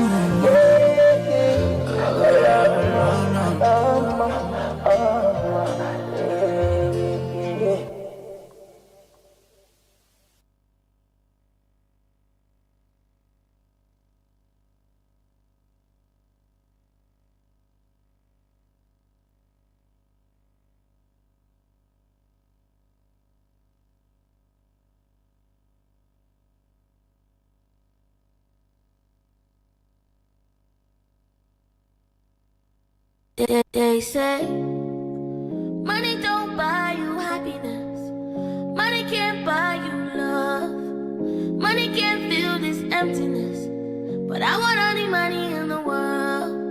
Money don't buy you happiness, money can't buy you love, money don't fill this emptiness, but I want all the money in the world. Ooh-wee, I want all the money in the world. Yeah. I'd rather be crying in a Bentley, sipping on Hennessy, drying on my tears with some $100 bills. Feeling down in Fendi, but I got plenty money for the pain in the world. Chilling in the Ibiza, just like Justin Bieber, cause I got the money, I don't care. And you can put that on my visa, roll me like a Caesar. You know now we global, bitch, I'm here. So far from where we coming from, and we don't stop until it's done. They say money don't buy you happiness, money can't buy you love, money can't fill this emptiness, but I want all the money in the world. Money don't buy you happiness, money can't buy you love. One day I lose money don't fill this emptiness, would you but I want all stay the here by money. my side, baby? Would you leave me dead? All the memories with you are in my head, I can't let them go, so baby, will you be here in the end? I don't wanna waste no time, is you gon' ride or die? Never gon' switch no sides, and I feel your love again. Tell me what you feel inside, is it real love or lies? I just really wanna make sure so I don't get hurt again. If I did not cause in a nice big place and some $100 bills stashed inside this safe, would you still love me if somehow I lost it all? If one day I lose everything I have, would you stay here by my side, baby? Would you leave me dead? All the memories with you are in my head, I can't let them go, so baby, will you be here in the end? I know I certain times we can all get insecure. I just really wanna make sure that your love is truly pure. Cause the last one I was with did some shit to mess me up and use me every single way she could've never gave a fuck. So I'm just hoping that you ain't like that at all. That no matter what we going through, you'll always give your all and always have my back. Even if I fall, if I end up in some trouble, you still picking up my call. I know sometimes people change when they see you at your worst, but I hope you'll stay the same. And that you'll be there for me first when the times get hard and I'm calling out your name. If one day I lose everything I have, would you stay here by my side? Baby, would you leave me there? And all the memories with you are in my head. I can't let them go. So back, so back, so back, so back, so back, so back, so Be a little piece, just a little feel up.